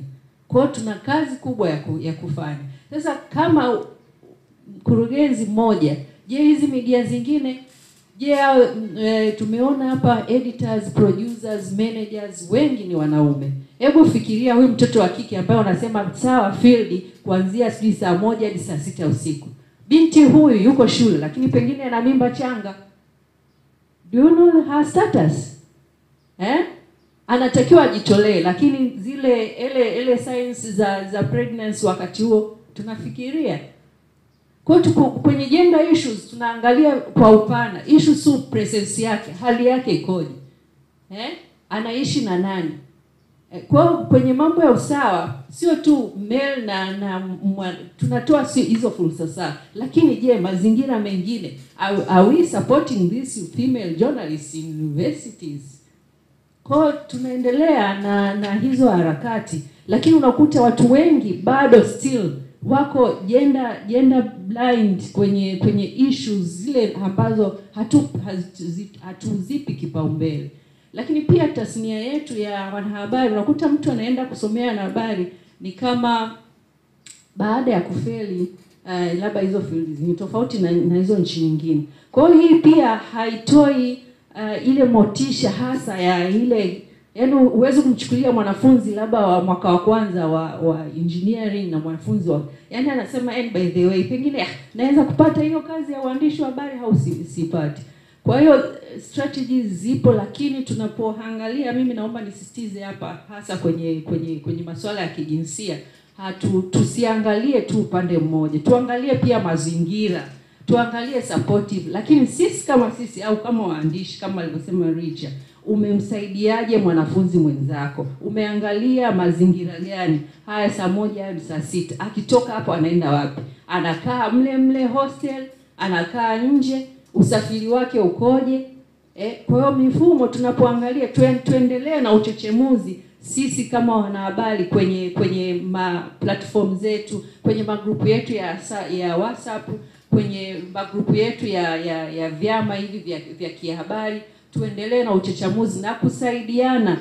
Nafikiri mwaka jana niliona kuna mwandishi wa habari, baadhi ya waandishi walikuwa harassed online, lakini kupitia kwamba magrupu ya WhatsApp, baada ya kuona mwenzao amekuwa harassed, kuchukua hatua, kuisemea, imeweza kusaidia namna moja. Kwa hiyo tunaweza tukaona hicho ni kitu kidogo, lakini tukikifanya kwa pamoja, kwa wingi, tukaona kwamba mkakati huu unaweza kufanikisha.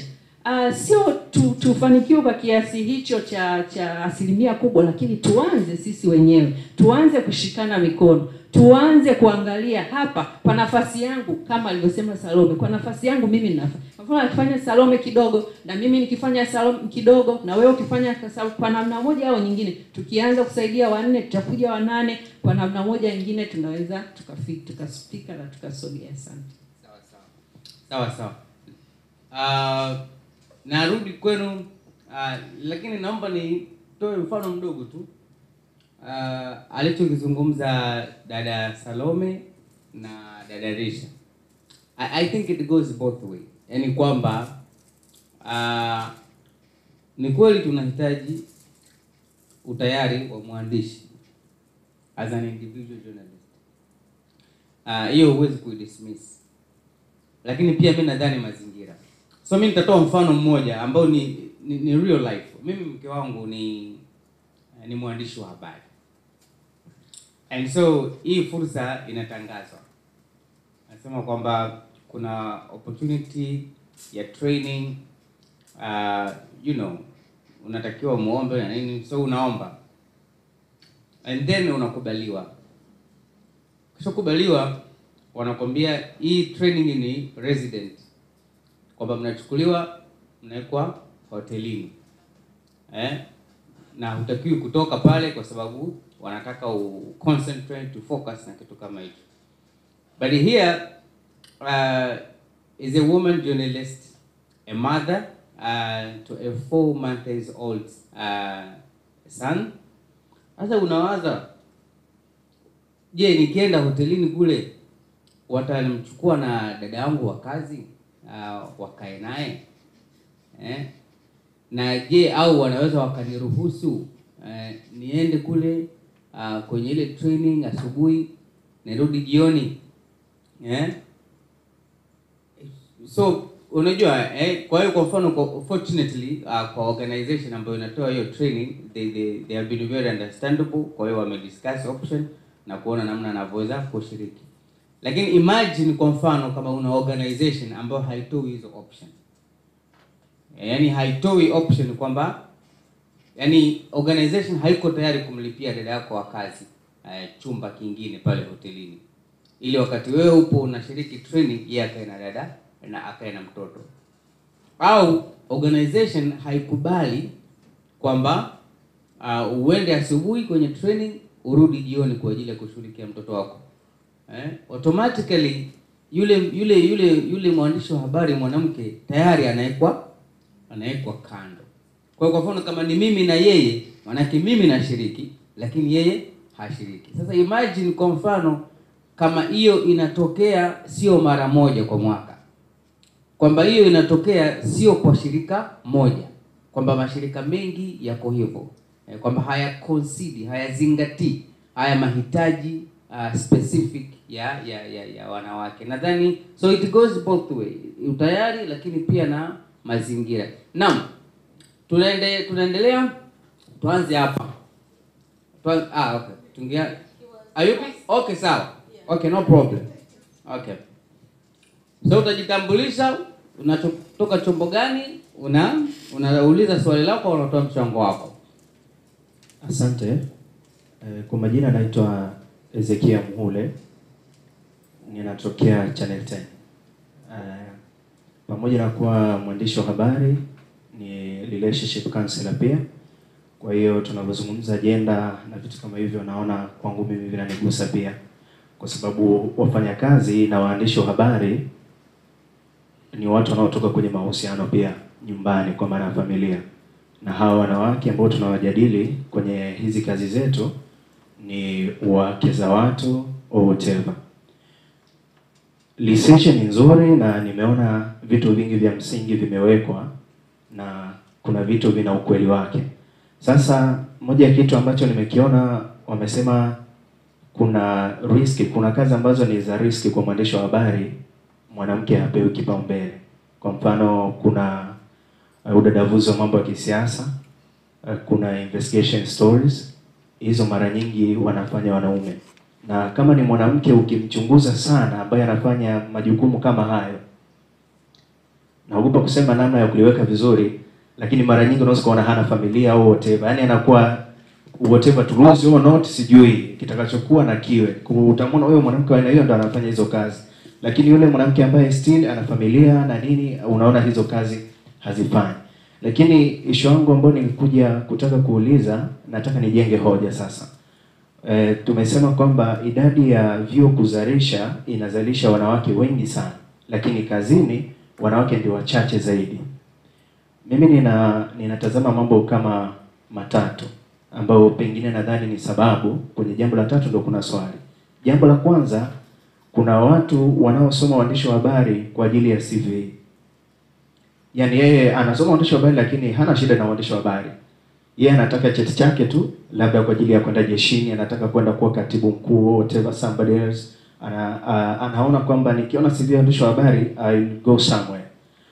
Like myself, mimi ni relationship counselor, lakini nilikuwa interested na uandishi wa habari, lakini niliona kuna mahali nashindwa, nikasema uandishi wa habari nautaka pia na ninausomea. So then hata nikipotea kwenye industry baadaye, watu watahisi huyu jamaa vipi, amefeli ama ni, lakini kumbe mimi huku nilikuja halafu natoka. Hilo ni jambo ambalo nimeliona kwamba inawezekana kati ya hao wanaopungua wapo kwenye hilo kundi la kwanza. Lakini la pili, kuna kuchange diversion ya future. Kuna mtu anapokuwa form 4 hana exposure na maisha, anaona like tuna familia, tunatoka kwenye familia ambazo ziko limited. Unaona familia ambayo bibi na babu, mwingine mwalimu, mwingine nesi, hiyo familia ni rahisi kupata watu wa kazi hizo. Kwa hiyo unakuta mtu anasoma hiyo kwa sababu familia hiyo na aina hiyo. Kwa akija kuwa mkubwa, labda ameshasoma media, amemaliza, anaona mbona kitu kama mimi sikielewi. Like myself, mimi nimesoma medical laboratory nikamaliza, lakini baadaye nikagundua uwezo wangu huko hamna. Huko sayansi sio. Ngoja nifanye vitu vingine. Kwa hiyo unaona kuna watu wanabadili mawazo baada ya kumaliza masomo ya uandishi wa habari. Lakini jambo la tatu ambalo ndiko nina swali. Wanawake wengi, samahani, sina nia kuwakosea heshima, lakini nataka niseme tu mnaishi kama helping verb. Yaani sio kama verb kamili, mnaishi kama helping verb. Yaani sometimes kuishi kwenu kunategemea maamuzi ya mtu mwingine. Kuna wanawake wengi leo ndoto zao sio hizo zinazoishi. Walikuwa na walipokuwa sekondari walikuwa na waza vitu vingine, lakini walipoingia kwenye mahusiano na nini baadaye vikageuka, mio kazi hamna, siwezi kufanya. Sasa kwenye hili eneo ninachokuwa nakizungumza, wanawake wengi wanaathiriwa baada ya kuingia kwenye ndoa. Mwanaume anakuwa na interest kubwa zaidi kwamba mimi mke wangu hawezi kufanya kazi kama hii. Kwa mfano tunaona kuna waandishi wa habari wanakufa, wanafungwa, wanatupa na whatever. Anaona hii kazi hapana. Mwandishi wa habari anakuwa na expose, anaonana na watu sana mara nyingi. Yaani mwandishi wa habari ndio anaweza kuonana hata na rais bila kikwazo chochote, yani shwa uso kwa uso. Sasa mwanaume anaona hapana, mimi mke wangu hawezi kuwa namna hii. Anamwambia chagua marriage o. Sasa kwa jamii zetu na tulivyolelewa, mwanamke anapigania kuwa wife material kwanza. Yaani kwa jamii tulizonazo and we are African here. Yaani hicho tunachosema akinyoosha hapo actually ataonekana kama ni mkaidi wote. Hata mwanamume atamwambia shida yako ni nini? Huli au whatever. Kwa hao wengi ambao tunasema kwamba kwenye industry hawapo, inawezekana kundi kubwa pia lilikwama baada ya kuingia kwenye ndoa. Sasa swali langu kufuatia hiyo investigation, mmetafuta, maana sometimes inawezekana mnadili na matokeo lakini kuna kiini hakijaguswa. Hawa wanaume wameulizwa, wamezungumzwa, wanaelekezwa, kwa sababu kama ni wao ndio kutoa permit sometimes kwamba go or not, hata kama kuna allowance or whatever, hajali bwana, kama sio salama wewe baki. Sasa je, hiyo research mmewagusa wanaume kuelewa kwamba mwanamke anaweza kasoma na akawa mwandishi wa habari na akawa pia mwenye heshima, mwenye kuwajibika kwenye ndoa yake? Au hao wanaume wagundue namna gani jinsi ya kuweza kupreserve ndoa pamoja na kazi ya mwandishi wa habari? Asante. Okay.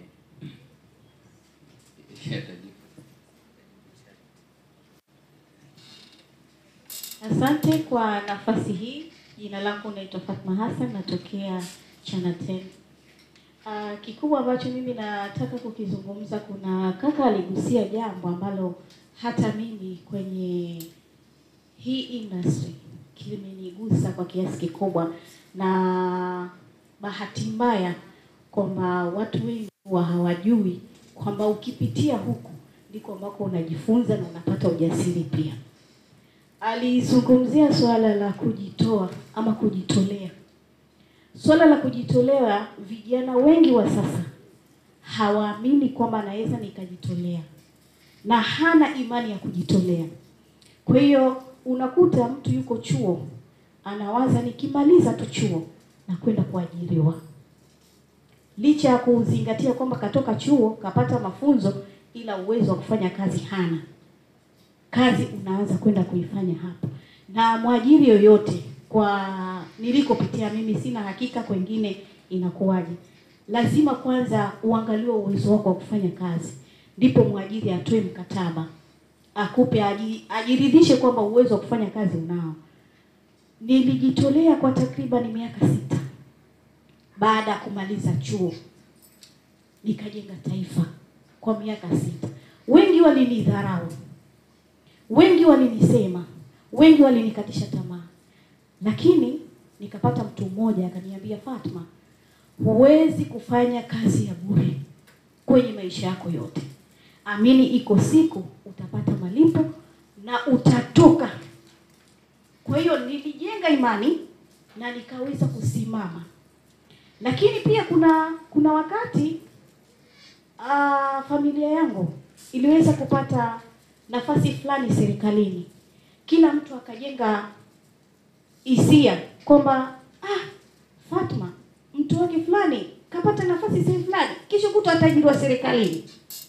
Sikusimama na huo mtazamo, na nikasema mimi siwezi kumtegemea mtu yoyote zaidi ya Mungu, hata awe rais ambaye ni babangu mzazi.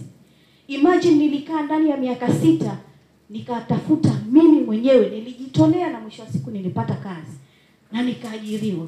Bila kila mtu anajiuliza, ulipataje nafasi? Uliwezaje? Umefikaje huko? Mimi nilikuwa Zanzibar.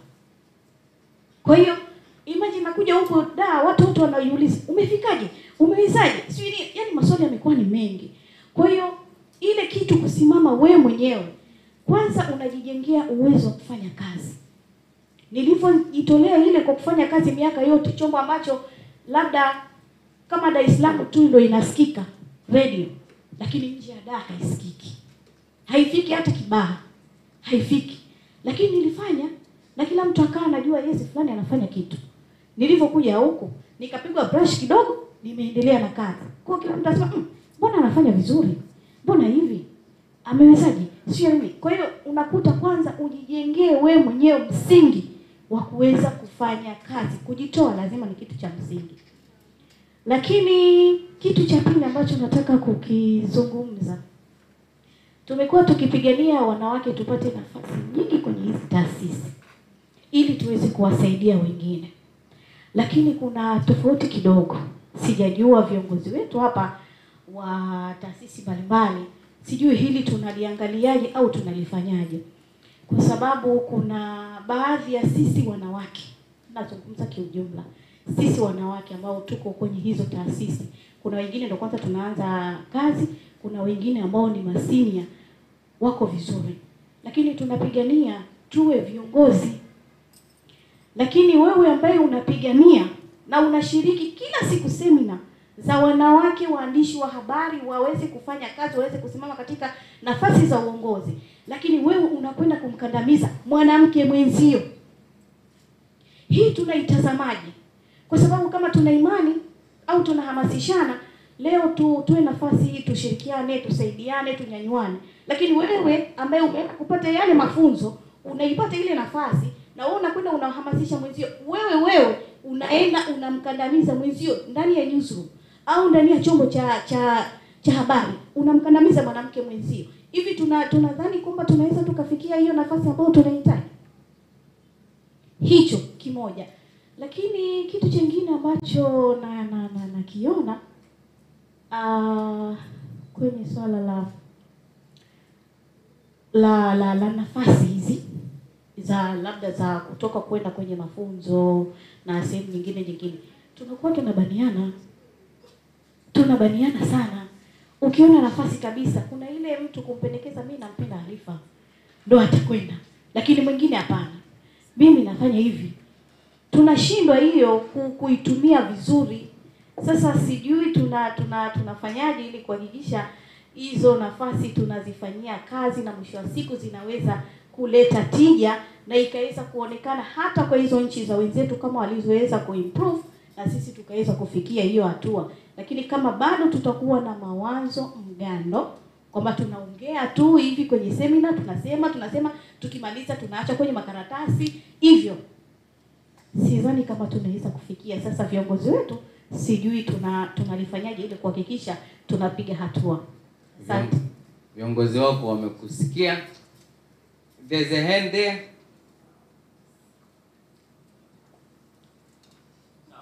Japokuwa nitamani Salome akiwepo, lakini yuko nje anaongea na simu kwa sababu nashukuru kwanza kwa maelezo mazuri ambayo ameyatoa, ila nimesikitika sana kwamba amebase kwenye background yangu kuliko ile challenge ambayo nilikuwa nimepose kwenu. Hayo nilikuwa naamini kwamba inaweza ni sehemu ya kutatua changamoto. Nikiwa namsubiri Salome arudi ndani nijibu scenario yako ambayo ulizungumza. Kiukweli nilikutana na scenario kama hiyo.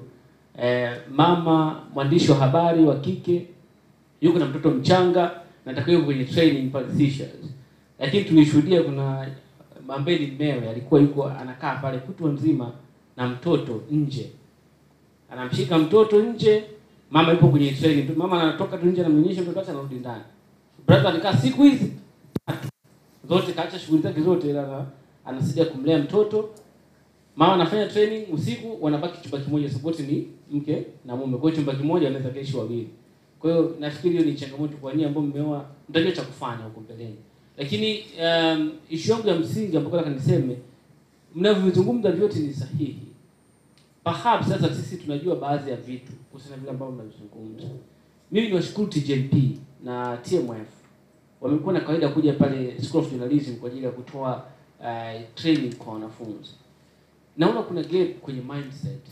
Naona kuna gap kwenye capacity building kwa wanafunzi. Kama ulivyosema mwenyewe, kuna wanafunzi walikuja kwako Salome wakakwambia wao ni officers.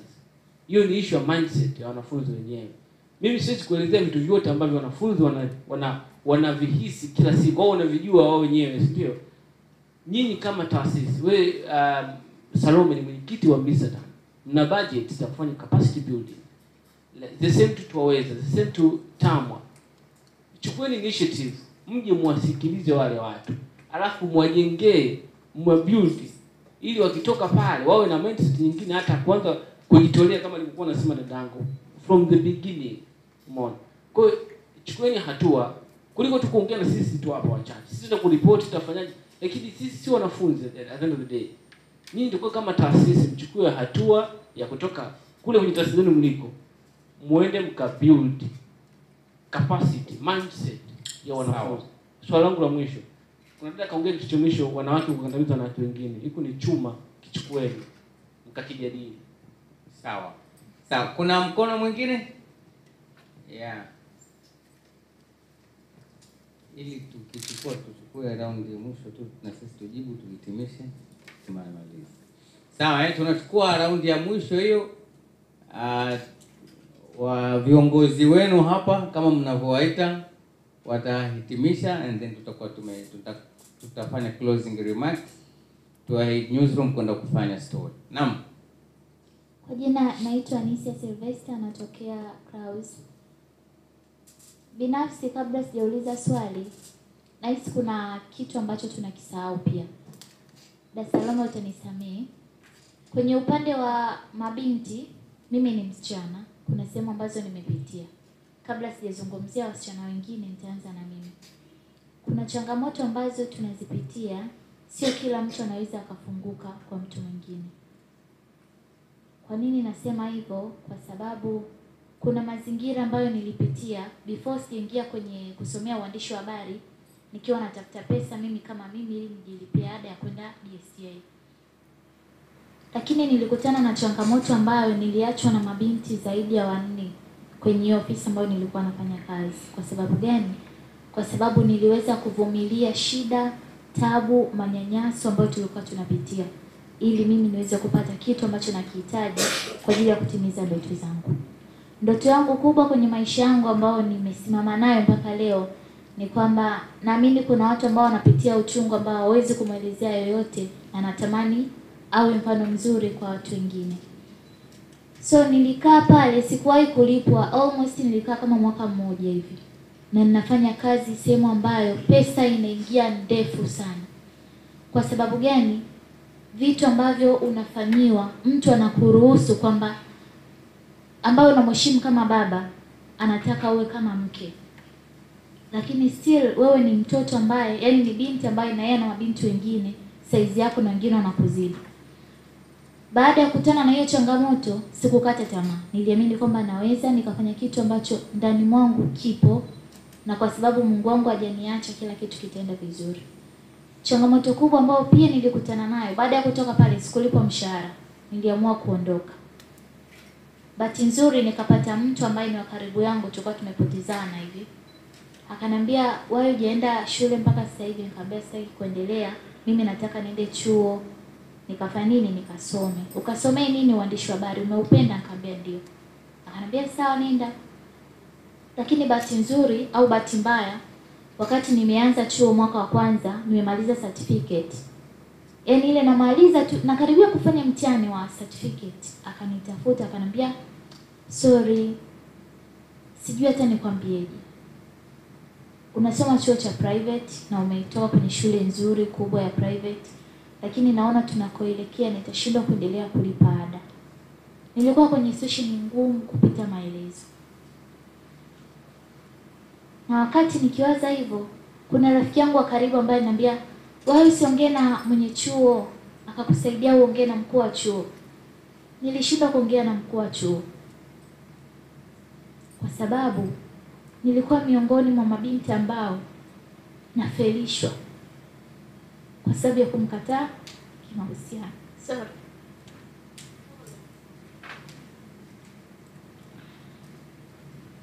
Nilishindwa kwenda kwake kwa sababu niliwaza zile bahasha ambazo natafuta, nauliza, "Wewe ndo Anisia?"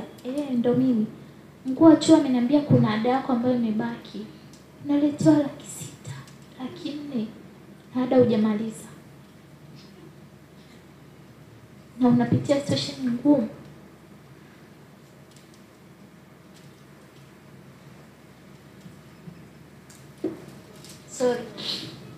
so baada ya hapo niliamini kwamba hii changamoto itaondoka, na kweli iliondoka. Bila marafiki zangu wa karibu sana hawajui chochote, na hiyo nimefanya kwenye maisha yangu. Mtu ambaye anakufanyia kitu haupaswi kumwelezea kila mtu kwamba huyu ananifanyia kitu fulani ili kila mtu amchukie, ni kitu kibaya sana. Kwa nilijitahidi sana kila ninapokutana naye na muheshimu nikiwa na marafiki zangu. Mtu aweza akajua kuna kitu ambacho kinaendelea kati yangu mimi na yeye. Lakini mwisho wa siku tulisaidiwa naweza nikasema na gazeti la Jamhuri wakati limeandika zile story kumhusu yeye, mkuu wa chuo. Wanafunzi wengi walihamaki, waliona kama chuo kinachafuliwa sijui, lakini kwa watu ambao tulikuwa ndani tunajua hii situation, tulikuwa tunasema asante Mungu. Hatujui ni nani ambaye alijua hii kitu kwamba watu tunapitia. Baada ya hapo yule mtu akawa amefukuzwa kazi. Wakati amefukuzwa kazi nikapata unafuu. Kumbuka wakati tupo kwenye ile situation nilienda kwa mwenye chuo, nikaongea naye, nikamwelezea situation yangu. Akaniambia mbona mtoto mdogo anapitia mambo kama haya? Lakini nikamwambia mimi niko sawa. Akaniambia uko sawa? Nikamwambia sawa. Akaniambia changamoto gani unapitia chuo? Nikamwambia hamna changamoto yoyote.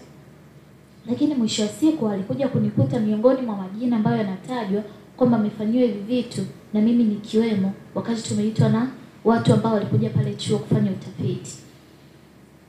Sasa tayari nimesharuhusiwa kufanya kuendelea na masomo yangu.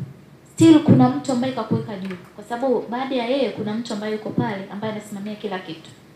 Yule mtu ambaye tayari kakuweka pale na unaweza kufanya vizuri na kila mtu ana appreciate kitu unachokifanya, na yeye baadaye anakuja na kutaka kimahusiano. Kwa hiyo kiendelea kuangalia zile changamoto, nazungumzia hivyo kwa sababu mimi ni mtu ambaye nimeweza kustahimili. Yaani mimi ni mtoto wa kike ambaye nimeweza kustahimili. Lakini kuna watoto wengine wa kike hawawezi kustahimili. Si unaelewa? Kwa tunapozungumzia upande wa jinsia, hasa sisi wanawake, tuzungumzie katika sehemu mbili. Mimi huenda nimestahimili kwa sababu wazazi wangu waliondoka mapema, au kwa sababu familia ambayo ilinilea katika mazingira ya ubaguzi, kwamba huyu ni yatima, amezaliwa peke yake, kwa hiyo hatuna mchango naye. Yaani chochote ambacho kinaweza kikamkuta ni sawa. Lakini mimi naamini kwamba mimi nimezaliwa peke yangu, ila nina ndugu wengi ambao wanahitaji msaada kutoka kwangu. Kwa lazima nipambane. Ukiingia katika industry, changamoto zipo. Unajitolea, unafanya vizuri na kila kitu kinaonekana. Lakini kuna mtu mwingine anaweza akasema, mbona huyu binti yuko hapa, kuna mabinti wanakuja na wanaondoka. Huyo mtu atakuwa na mahusiano na bosi wake. Lakini sio kila bosi anaweza akawa na mahusiano na wewe. Kuna mwingine ambaye ni mwelewa, anaweza akaelewa situation kwamba huyo mtu kuna kitu anakitafuta. Lakini pia kuna watu wengine au mabinti wengine ambao wanakuja nasema hapana, yaani mimi siwezi kupitia hizi changamoto. Ukiwa ni mzuri utasifiwa kila wakati. Na sio kila anayekusifia kwa sisi kila mtu anakupenda. No. Mtu anakutamani then anaondoka. Ili niweze kusimama, kubaki pale kwenye ile sehemu ambayo unatamani kufika, kuna changamoto ambazo nazipitia. Kwa mnapozungumzia au mnapotaka kuwasaidia watoto wa kike, kumbukeni kuna watu ambao tuna siri kwenye vifua vyetu, ni ngumu kutamka. Kwa hiyo hakikisheni unapotaka kumsaidia, usiseme hao wengine wamezoea tu maisha ya kawaida, mtu anaweza akapata pesa. Kuna wengine tunapitia changamoto, ni labda mimi hapa nipo najitolea, lakini kuna watoto wangu mdogo nalipa ada. Mtu anakupigia simu anakuambia nimekuma kitu fulani, mwingine yuko chuo anataka ada. Hauwezi ukamwacha kwa sababu unajua uchungu ambao umeupitia, umsaidie huyu asikae katika ile level. Watu watamwa, watu wataweza afi, mnatusaidiaje watoto wa kike ambao tuna ndoto kubwa? Yaani licha kwamba tuko humu tunajitolea, tunafanya nini, kuna majukumu ambayo tunayo, kuna ndoto ambazo tunazo. Labda nataka niingie kwenye familia kesho na kesho kutwa, ili na mimi niweze kuwa na familia, kwamba yes nimezaliwa peke yangu lakini kuna watoto ambao naona pale hawa ni ndugu zangu. Mnatusaidiaje? Mnapotaka kuwasaidia mabinti, hakikisheni na kumbukeni kuna aina hizi mbili. Kuna ambao kila mtu anaweza kusema mimi nataka kitu fulani tu nifanye nionekane, lakini kuna mtu mwingine anataka afanye asaidie wale watu ambao wanaumia. Nashukuru sana. Sawa, pole sana na hongera pia. Lakini sana sana hongera. Kutokuamua kukata tamaa na kuendelea kupambana, hicho kinastahiki pongezi nyingi. So Charity, I think you will need to answer the first question. Yeah, I think the question was asked if, during the course of your investigation, during the course of your research in Tanzania, did you engage the men in the industry, to get their perspectives on why they have dominated the field and what they think about the disproportional rates of women in the newsroom, in the managerial positions, in the executive positions? Yeah, did you do that? Yes, we did. What? Didn't he also ask about husbands ya wanawake waandishi? Yeah. Yaani mitazamo zao. Sio tu wako kwenye Yeah, but also their perspective. Yeah, I mean, because men, they are fathers, husbands, boyfriends. Like, do you also try to get their perspectives on the issue? Like, that's the question, right? Yes. So, from our report, 24% of the respondents were male. And in their responses, they said the ladies tend to censure themselves because they are scared of the unsafety in higher positions. Especially the two cases that I projected, was it Peter something? Eric's case. So those cases scared them further. And the fact that the media houses have gone ahead to play safe, they don't try to send the female journalists to the seemingly risk stories. So they don't send them to the front lines. And at the look of things, the female journalists are settling for that. Again, you'll see that the research said that from the academics or from the institutions, actually more female journalists are being trained.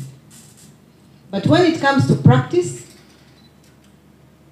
they are nowhere. They are mostly doing the administrative part as office assistants, as T-girls supporting the media houses, other than practicing the journalism.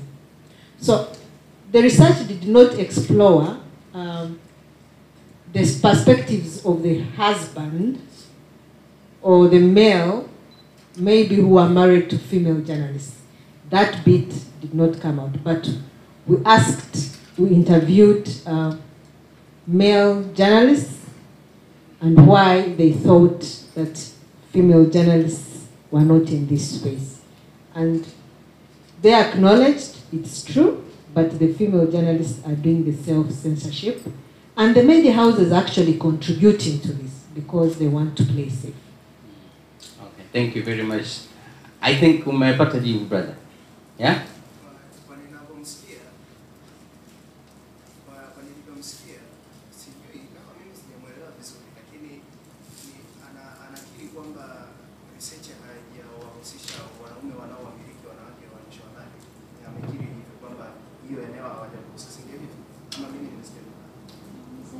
Yeah, yeah. Kwa hiyo manake kama ambavyo yule brother hapa aliongeza task kwamba labda hilo eneo la kuligusa, nadhani hilo pia kwa mimi na wish kwamba pengine waongee pia na wanaume kwamba okay, muone wife lakini kuhusu education ama future ya yule mwanamke usione pia. Yeah. So the journalist is suggesting that perhaps in your next project you should do also, in the research that maybe you're planning to do, you have to engage men, fathers, husbands, and that research should seek to tell them, should seek to inform them that though they are husbands, though they are fathers, they should not be the one who determine the destiny of their wives or their daughters or something like that. Do you take that? Yes, I take it positively. And my colleague here from Unaweza does a lot of awareness raising. She will support us. Yeah, okay. So nadhani dogo kabla hujaendelea. Hata ametumia neno pala anasema hao wanaume wanaowamiliki. Sisi watumwa. Hapana. Hiyo sio sahihi. Hamtumiliki. Sawa. Sawa. Okay. Kusema hivyo ile. Sawa. Sawa jamani. So mimi nadhani twende kwa sababu mengi aliyozungumzwa nadhani ni mchango. Nadhani sisi twende tufungie. Kwa hiyo ukitaka kuaddress kitu ambacho kimetolewa kwenye mchango, you will do that. Na swali langu mimi kwa nyote nyinyi watatu ni kwamba sawa, tunajua haya mambo yote, findings tayari zimeshatuonesha, hali tunaijua kwenye vyombo vya habari na nini. Tunatokaje hapa? Taanza na Silvia hapo. Kikubwa kwanza, pamoja na hayo yote tutafanya kila kitu mabadiliko lazima yatoke kwa mtu mmoja mmoja. Kila mtu kwa nafasi yake. Sisi kama wadau, lakini waandishi wa habari, na mifano imetolewa, mfano ndugu yangu hapa Fatuma, Salome, kaka pale John Petro, lakini mabadiliko lazima yaanze kwa mtu mmoja mmoja, kila mtu kujitambua, kila mtu kuchukua nafasi yake, kila mtu kuamua kwamba kuanzia hapa naweza baada ya miaka 5, 10 nataka kuwa nani.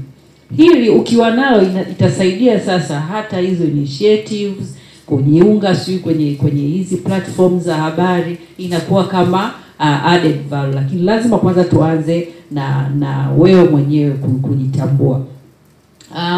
Nikupongeze dada wa Clouds kwa kuexplore hiyo. Ni kweli wapo aina tofauti. Lakini kama ambavyo tunaendelea kusema, tunaendelea kufanya uchachamuzi. Tunajua wapo ambao wanaweza kutoka mbele na kuongelea, lakini wapo ambao hawawezi kutoka mbele. Tunachojitahidi ni kuangalia kutoa hizo nafasi sasa. Unaweza usiweze kusema, lakini siamini kwamba katika dunia hii hakuna hata mtu mmoja ambaye unaweza ukamwamini na kumwambia kitu ambacho umepata nacho shida. Kisaikolojia tuna gepo, hata labda elimu zetu masuala ya kisaikolojia hasa bado hayajakuwa makubwa sana, hata tukiwa tangu wadogo hatufundishwi. Kuna vitu kweli hata mimi binafsi simuamini. Issues zinapogusa welfare kwangu na maisha yangu, siwezi kujiaminisha. Lazima kuwajengea watu sasa uwezo, hawa ambao hawezi kuchukua hizo hatua, kwamba kuwe na mahali ambapo wanaweza kuashumu kwamba hapa ni salama. TAMWA tuko na mazungumzo na watu wa CDC, tutafute namna ya kuwa kama kituo hasa kwa waandishi wa habari wanawake ambao wananyanyaswa kijinsia. Tuwe kama kituo, tuwe kama center ya kukaribisha hizo nafasi za siri na kuangalia namna gani tunaweza bado hatujaweza kuilaunch, tuko kwenye mazungumzo, lakini tuna matumaini kwamba ikifanikiwa hiyo inaweza ikatoa, kwa sababu tumeshaanza kupata hizo kesi. Sasa tunaona basi tufanye kitu kikubwa ambacho tunaweza tukawasaidia hao wanawake wanahabari ambao wananyanyasika. Lakini kila mmoja pia, kama ndugu dada Richard alivyosema, kwa nafasi zetu tutumie kalamu zetu, tutumie storytellings, tutoke sio tu tutoke mle ndani kwenye vyombo vyetu vya habari, twende nje, tuwaambie jamii, angazie kwenye malezi, kwa sababu hapa nchi kubwa pia nimeona kuanzia chini huku tunavolelewa katika familia zetu, katika tuna kila kitu, tukiamka tukilala, swala la jinsia, issues za wanaume. Tunaona kwamba wanaume ndio ulimwengu wetu. Hata kaka pale anasema si wanaume ndio kupata hizo ruhusa. Tumezaliwa wote sawa, tuna nafasi hizo sawa. Kuoana hiyo ni aspect nyingine, lakini napokuja kwenye masuala ya kila mtu ana nafasi. Kwa hiyo tutumie nafasi zetu kwenye vyombo vya habari kuelimisha hii jamii. Hata yule mzazi anayempeleka mtoto wake chuo cha uandishi wa habari atoe support. lakini hata wazazi wengine unakuta kwenye jamii pia hiyo taaluma wanaiona kama ni second chance. Labda mtoto anaona mimi mwana mtoto wangu hawezi kuwa mwanahabari. Wanahabari wako hivi. Kwa hiyo tutumie nafasi zetu tuelimishe jamii, lakini pia tutumie platform zetu kwenye mitandao ya kijamii, kwenye hizi taasisi zetu, TAMWA, MISA, sijui wapi, tuangalie, tu explore hizo issues, tuzidiscuss, tuzichukue kama agenda. Swala la ukatili wa kijinsia, mambo ya usalama kwa waandishi wa habari, sio tu kupigwa, sio kupotezwa, lakini vitu usalama, maslahi duni. Sasa hivi najua kuna tume. Je, nyinyi ambao tuko hapa waandishi wa habari, najua ile tume inapokea maoni ya waandishi wa habari kuhusu maslahi, mazingira. Mmeshatuma hayo ambayo mnafikiri yanaweza yaka-add value kwenye ile tume? Wanapokea kwa email, wanapokea kwa simu, au unaweza kupeleka. Kwa mkurugenzi wetu ni memba kwenye ile tume ya maboresho ya waandishi wa habari. Tunatumiaje hizi nafasi zetu, hizo opportunity? Kwa hiyo tuangalie hizo fursa mbalimbali ili kwa upana na maslahi mazima ya wanahabari Tanzania. Salome. Asante. Anisia, mimi nakupongeza sana. Una ujasiri na utafika mbali sana. Upande niloueleza wa Salome hapa ni upande mmoja, na mimi nina upande mwingine kama wa kwako. Lakini siku zote mimi changamoto nazigeuza kuwa fursa. Nikikueleza upande wangu, inawezekana ukaishia kuniambia pole tu mwanzo mwisho. Kwa hiyo amini hivyo tu kwamba inawezekana as long una Mungu. Kwa hiyo usikate tamaa kabisa, endelea kupigania ndoto yako. Mimi nimepigania ndoto yangu na mpaka leo napigania ndoto yangu. Unaweka malengo na lazima uyafikiwe na mikakati ya kuyafikia. Kuhusu Joni pale ulizungumzia swala la capacity building kwenye vyuo. MISA Tanzania tumesha train mara 2 pale UDSM, na hata Tumaini mara 2 kwenye sheria mpya za habari, sheria ya huduma za habari. Tumetrain pale. Pia nimeshapata nafasi mara 1 ya kuzungumza. Madam Saumu si yupo pale kuzungumza, na pia kuna taasisi ya Women in News ambayo mimi ni alumna. Tumeshatoa training na mimi mwenyewe nimetraining pale. Kwa mimi niko available, wakiniita kushare experience na mentoring, mimi ninaweza, ni sehemu yangu ya kurudisha kwenye jamii na kusaidia mabinti. Na Fatuma, nakupongeza sana. Kujitolea, hata mimi nilijitolea tena kwa muda mrefu sana, almost miaka 3. Nilikuwa nalipwa story kwa Rula. Sijui kama hicho chombo cha habari mpaka leo stories zinalipwa kwa Rula. Kwa miezi 6 nilikuwa napata shilingi 300,000. Miezi 6. Shilingi 300,000. Imagine hapo, gharama ya uendeshaji ni shilingi ngapi? Wakati mwingine waandishi wa habari ni kazi ambayo angalau inakusaidia, unafanya kazi lakini kuna namna tuna survive. Tunajua waandishi wa habari wenzangu. Ndio hiyo inayotusaidia zaidi kuliko kile tunachokipata cha uhalisia. Kisingekuwepo hicho, tusingekuwepo. Si kweli? Maana wakati mwingine nani sana. Kwa hiyo na mwisho ni Ezekia. Amezungumzia kwamba waandishi wengi hatuandiki stories za kudadavua, lakini habari za uchunguzi. Binafsi ninafanya. Nimeanza kuandika analysis siku nyingi sana, tena za siasa. Kuna wakati ni slow down kwa sababu ya matatizo niliyoyapata kwenye kufanya uchambuzi wa kisiasa. Mimi ni mmoja wa waandishi wa habari ambaye nilipata changamoto, ilikuwa kimya, lakini ilikuwa ni kishindo kweli. Lakini nilisurvive, nilipita na nilibaki kuwa imara. Habari za uchunguzi ninafanya, nina tuzo 3 za habari za uchunguzi. Na hata sasa hivi bado ninafanya. Mimi ni muhariri, lakini kazi yangu ya msingi inabaki kuwa uandishi wa habari. Nina stories za uchunguzi ninazifanya, wakati mwingine utaweka jina, kuna wakati uweki jina. Kufanya habari za uchunguzi sio zile habari labda ambazo zinakwenda kupindua nchi. Zipo habari nyingi sana tunaziandika za uchunguzi na zinaleta impact. Nikianza kukutajia impact ya stories zangu za maana, ziko kama 5. Nimezifanya kwa msaada wa taasisi mbalimbali, kwamba unaona hii ni wazo la habari, unaliuza, unapewa fund, unalifanya. Kwa hiyo tunafanya, wanawake tupo, wanawake tunaofanya kazi za uchunguzi. Nini kifanyike sasa? Tunatokaje hapa? Tunatokaje? Mimi siku zote ukiniuliza inaanza na sisi wenyewe waandishi wa habari. Sisi wenyewe tumekubali kubadilisha mtazamo. Sheria zitabadilika hapa. Kuna wakati uongozi wa nchi ulipobadilika, tuliona kwamba mambo yatakuwa safi. Lakini kwa nyakati zile tulizopitia, tuliona kwamba sheria zilikuwepo, lakini hali ilikuwaje? Kwa hata uwe na sheria nzuri kiasi gani, uwe na sera nzuri kiasi gani, Kama hakuna utashi, hauwezi kusonga mbele. Sasa leo hii utashi wa kisiasa upo, unatusupport. Sasa sisi waandishi wa habari tunatumiaje hiyo fursa? Kwa hiyo ni sisi wenyewe mentality.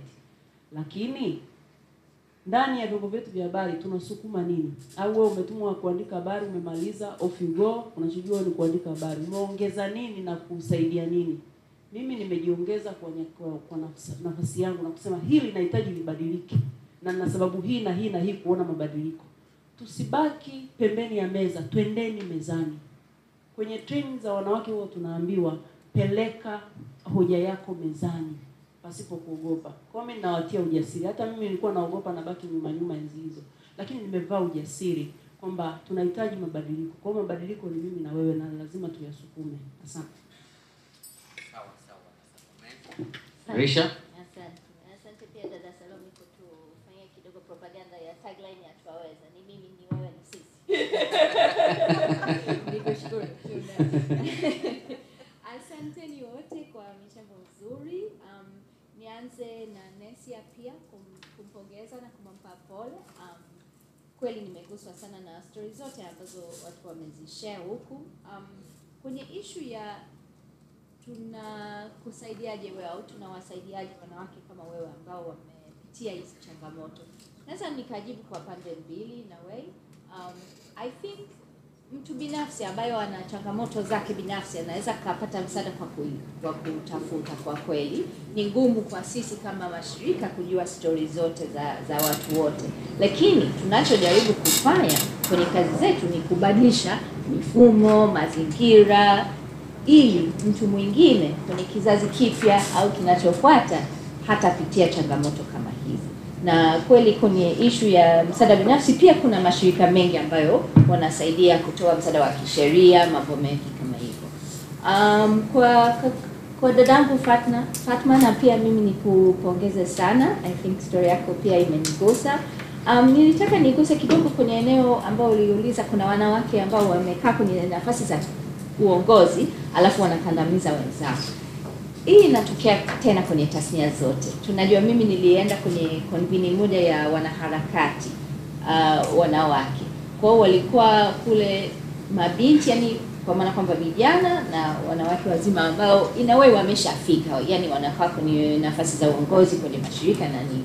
Na mazungumzo yalikuwa yale kwamba mbona nyie hamtupi nafasi? Tunawashukuru. Mmepigania issues nyingi ili maisha yetu yawe rahisi kidogo, lakini sasa na sisi tunataka tubebe pia, yani tuendeleze mlichoanzisha. Kwa issue ipo. Kuna kitu kimoja ambacho siwezi kukitafsiri kwa Kiswahili kinaitwa intersectionality. Sijui kama mmewahi kusikia ile neno, lakini manake kati ya sisi wanawake pia kuna utofauti. Mwanamke ambaye labda ana ulemavu yani anakuwa tofauti na mimi, au labda mwanamke ambaye ametoka kwenye mazingira maskini kabisa ni tofauti na mimi. Kwa hiyo of course hata kati ya sisi wanawake tunahitaji sana kuangalia hivyo vitu, kwamba mimi naenda kuwajenga wenzangu au na wakandamiza, na wana utofauti gani na mimi? Kwa sababu naweza nikasema mimi mbona nimeyapitia haya, kwa nini wewe huwezi? Lakini kila mtu ni tofauti na inabidi tumtambue hivi.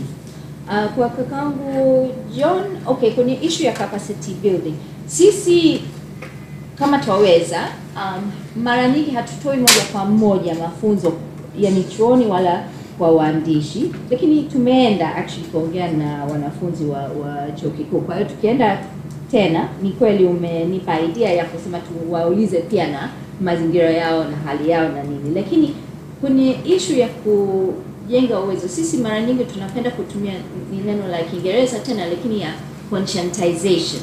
Sio issue ya kupa yani skills wala uwezo fulani, ni kujenga, kusaidia kuwa na ujasiri, kujiamini, vitu kama hivyo. Kwa hiyo tukifanya kuwajengea watu uwezo, yani tunajikita upande huu ili tunabadilisha mitazamo na fikra. Kwenye kufunga, I think mengi yamesemwa, yani nini kifanyike. Nataka niweke tena msisitizo kwenye issue, yani tufanye hii storytelling, yani tutumie kalamu zetu, zina nguvu, zinaweza zikatusaidia. pia tuwe na tuhakikishe kwamba tuna namna moja au nyingine tuwe na umoja, tunasaidiana, hasa sisi wanawake. Yaani ni lazima, hatutafika popote tusiposaidiana. Lakini point ya mwisho, labda niseme kuna point mbili ya kuleta nini kifanyike. Mimi of course natokea Twaweza, kwa tunaamini sana kwenye issue ya utafiti na takwimu. Kwa mimi pia naamini Afrika hapa wameleta mchango yao, wamefanya huu utafiti, na sisi pia tuna mpango wa kufanya kazi na UTPC kuleta utafiti ambao tutauita sauti za waandishi. Kwa maana kwamba tutakuja kuhoji sampuli ya waandishi kujua haya mambo yote, mazingira yao ya kazi, mitazamo zao, kama wangepata fursa wangerudi kwenye uandishi au wangechagua taaluma nyingine, mambo mengi. Kwa dadangu Sylvia Watamwa, nataka sana tushiriki kwenye hizi kazi ili pia tuwe na mtazamo ya waandishi wanawake. Tuhakikishe kwamba tuna sampuli kubwa ya kutosha ya hawa wanawake na tupate na maoni yao, na I think itakuwa inawasaidia na inatusaidia sisi kwenye uchechemuzi wetu. Tukiwe na takwimu, I think inaweza ikasaidia. Alafu cha mwisho kabisa, kwenye miaka ya hivi karibuni wananchi, actually kwenye Kenya, Uganda na Tanzania hali ni hivyo hivyo, lakini Tanzania tumeona kwamba wananchi wameanza kutoamini sana kwenye uhuru wa vyombo vya habari. Kwa maana kwamba ukiwauliza, nina takwimu, ningekuwa na muda ningewaonyesha, lakini naomba nitaje tu point moja. Kama wananchi wanaulizwa kauli ipi wanakubaliana nayo kati ya kusema vyombo vya habari vinatakiwa kuwa na uwezo wa kuchapisha maudhui yoyote, mawazo, mitazamo bila kuingiliwa na serikali, au serikali inatakiwa kuwa na haki kuzuia yale maudhui ambayo inayaona yanaharibu mazingira ya nchi. Zamani 2012 tulikuwa tunasema Watanzania tulikuwa tunasema robo tatu, yani 73% tulikuwa tunakubaliana kwamba vyombo vya habari vinatakiwa kuwa huru. Lakini mwaka 2021 ilikuwa 43% tu ambayo wanakubaliana na hii kauli. Kwa hiyo mimi naiacha kama changamoto kwa nyie waandishi wa habari. Tunawezaje kujenga uaminifu, yani kuhakikisha kwamba watazamaji wetu, wasikilizaji wetu, wasomaji wanatuamini, ili hata sisi wanawake tukileta changamoto zetu ambazo tunazipitia wanazijali. Kwa sababu kama wanaona chombo cha habari, yani vyombo vya habari hawatakiwi yani kuwa huru, yani manake hawatuthamini tena sana na hawatakuwa upande wetu tukipitia changamoto. Kwa hiyo ndio ya mwisho. Asanteni sana. Asante sana dada Risha. Dada zangu mimi na washukuru sana. Kuanzia dada Sylvia ambaye ni program manager TAMWA, kama nilivyomtambulisha mwanzo. TAMWA ni chama cha waandishi wa habari wanawake ambacho kinajihusisha na masuala ya uchechemuzi na shughuli nyingine kuboresha tasnia ya habari hususan kwa wanawake. Tulikuwa pia na dada Salome Kitomari. Dada Salome ni mwandishi, mhariri na mwenyekiti wa MISATA, taasisi inayojihusisha na masuala ya uhuru wa habari na uhuru wa kujieleza. Na pia tulikuwa na dada Arisha Chande ambaye yeye ni mkurugenzi wa uchechemuzi kutoka Twaweza East Africa, shirika lisilo la kiserikali ambalo linafanya kazi zake Tanzania, Kenya na Uganda, kuchochea uwajibikaji, uwazi na ushirikishwaji wa wananchi kwenye masuala ya umma. Na pia tunawashukuru sana waandishi wote ambao mmeshiriki kuanzia mwanzo mpaka mwisho, na michango yenu na maswali yenu yamefanya shughuli hii kuwa nzuri kabisa kuliko vile tulivyotegemea. Mimi nilikuwa naitwa Halifa Saidi ambaye nilikuwa nikimoderate huu mjadala. Sasa tunaenda kufunga, and I will welcome Sister Charity. I will hand back this mic to her to give a word of thanks as someone who presented her organization's findings, and will share with us if there are any other logistics after that. Sister Charity.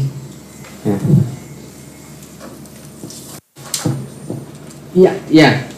Tunaruhusiwa kuondoka of course. We don't leave you alone. Yeah. Karibu. Asante.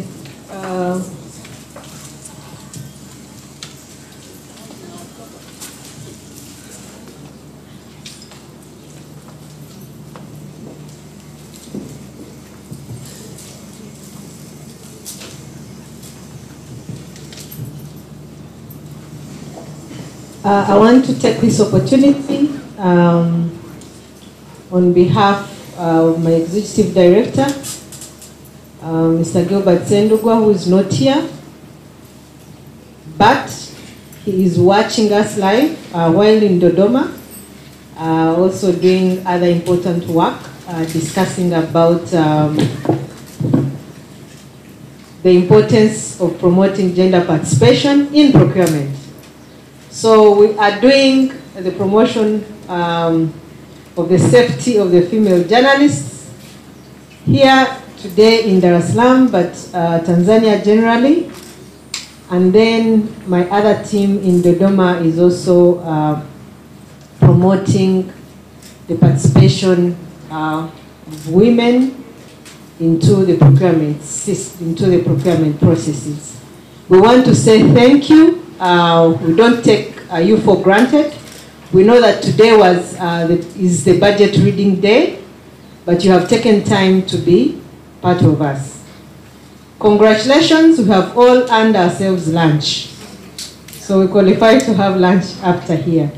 And for our dear panelists, in my culture, to show gratefulness, we need, I want to say that in my heart, my knees are down, and say thank you. And for those who have shared their testimonies, when we continue sharing these testimonies, sharing experiences, talking about these issues, it's the only way we can change our world. And especially as female journalists, we need to continue talking about these issues. Let's not shy away from them. Let's talk to our managers. Let us also encourage ourselves. You listen to one of the male journalists who was bold enough to say that from school, they come out many, with many female journalists, but along the way, the female journalists drop off out of self-pity. At least I heard that. So female journalists, let us be encouraged. Let us also be brave enough and avail ourselves to travel far. As I gave an experience, I traveled all the way to Uganda to come here. So let's also join the gentlemen on the front lines. Other than that, I encourage you to continue discussing. The only way that we are going to change this environment is if this discussion does not stop in this room. You are the voices of this world. Use your pen, use your voice, use your camera, and continue discussing these issues until when our governments and all other stakeholders do what they're supposed to do. That is my encouragement to you. You are the journalists, you are the voices, you are the fourth estate.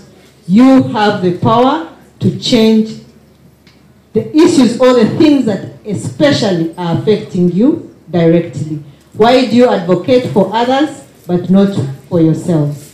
Thank you. Asante sana.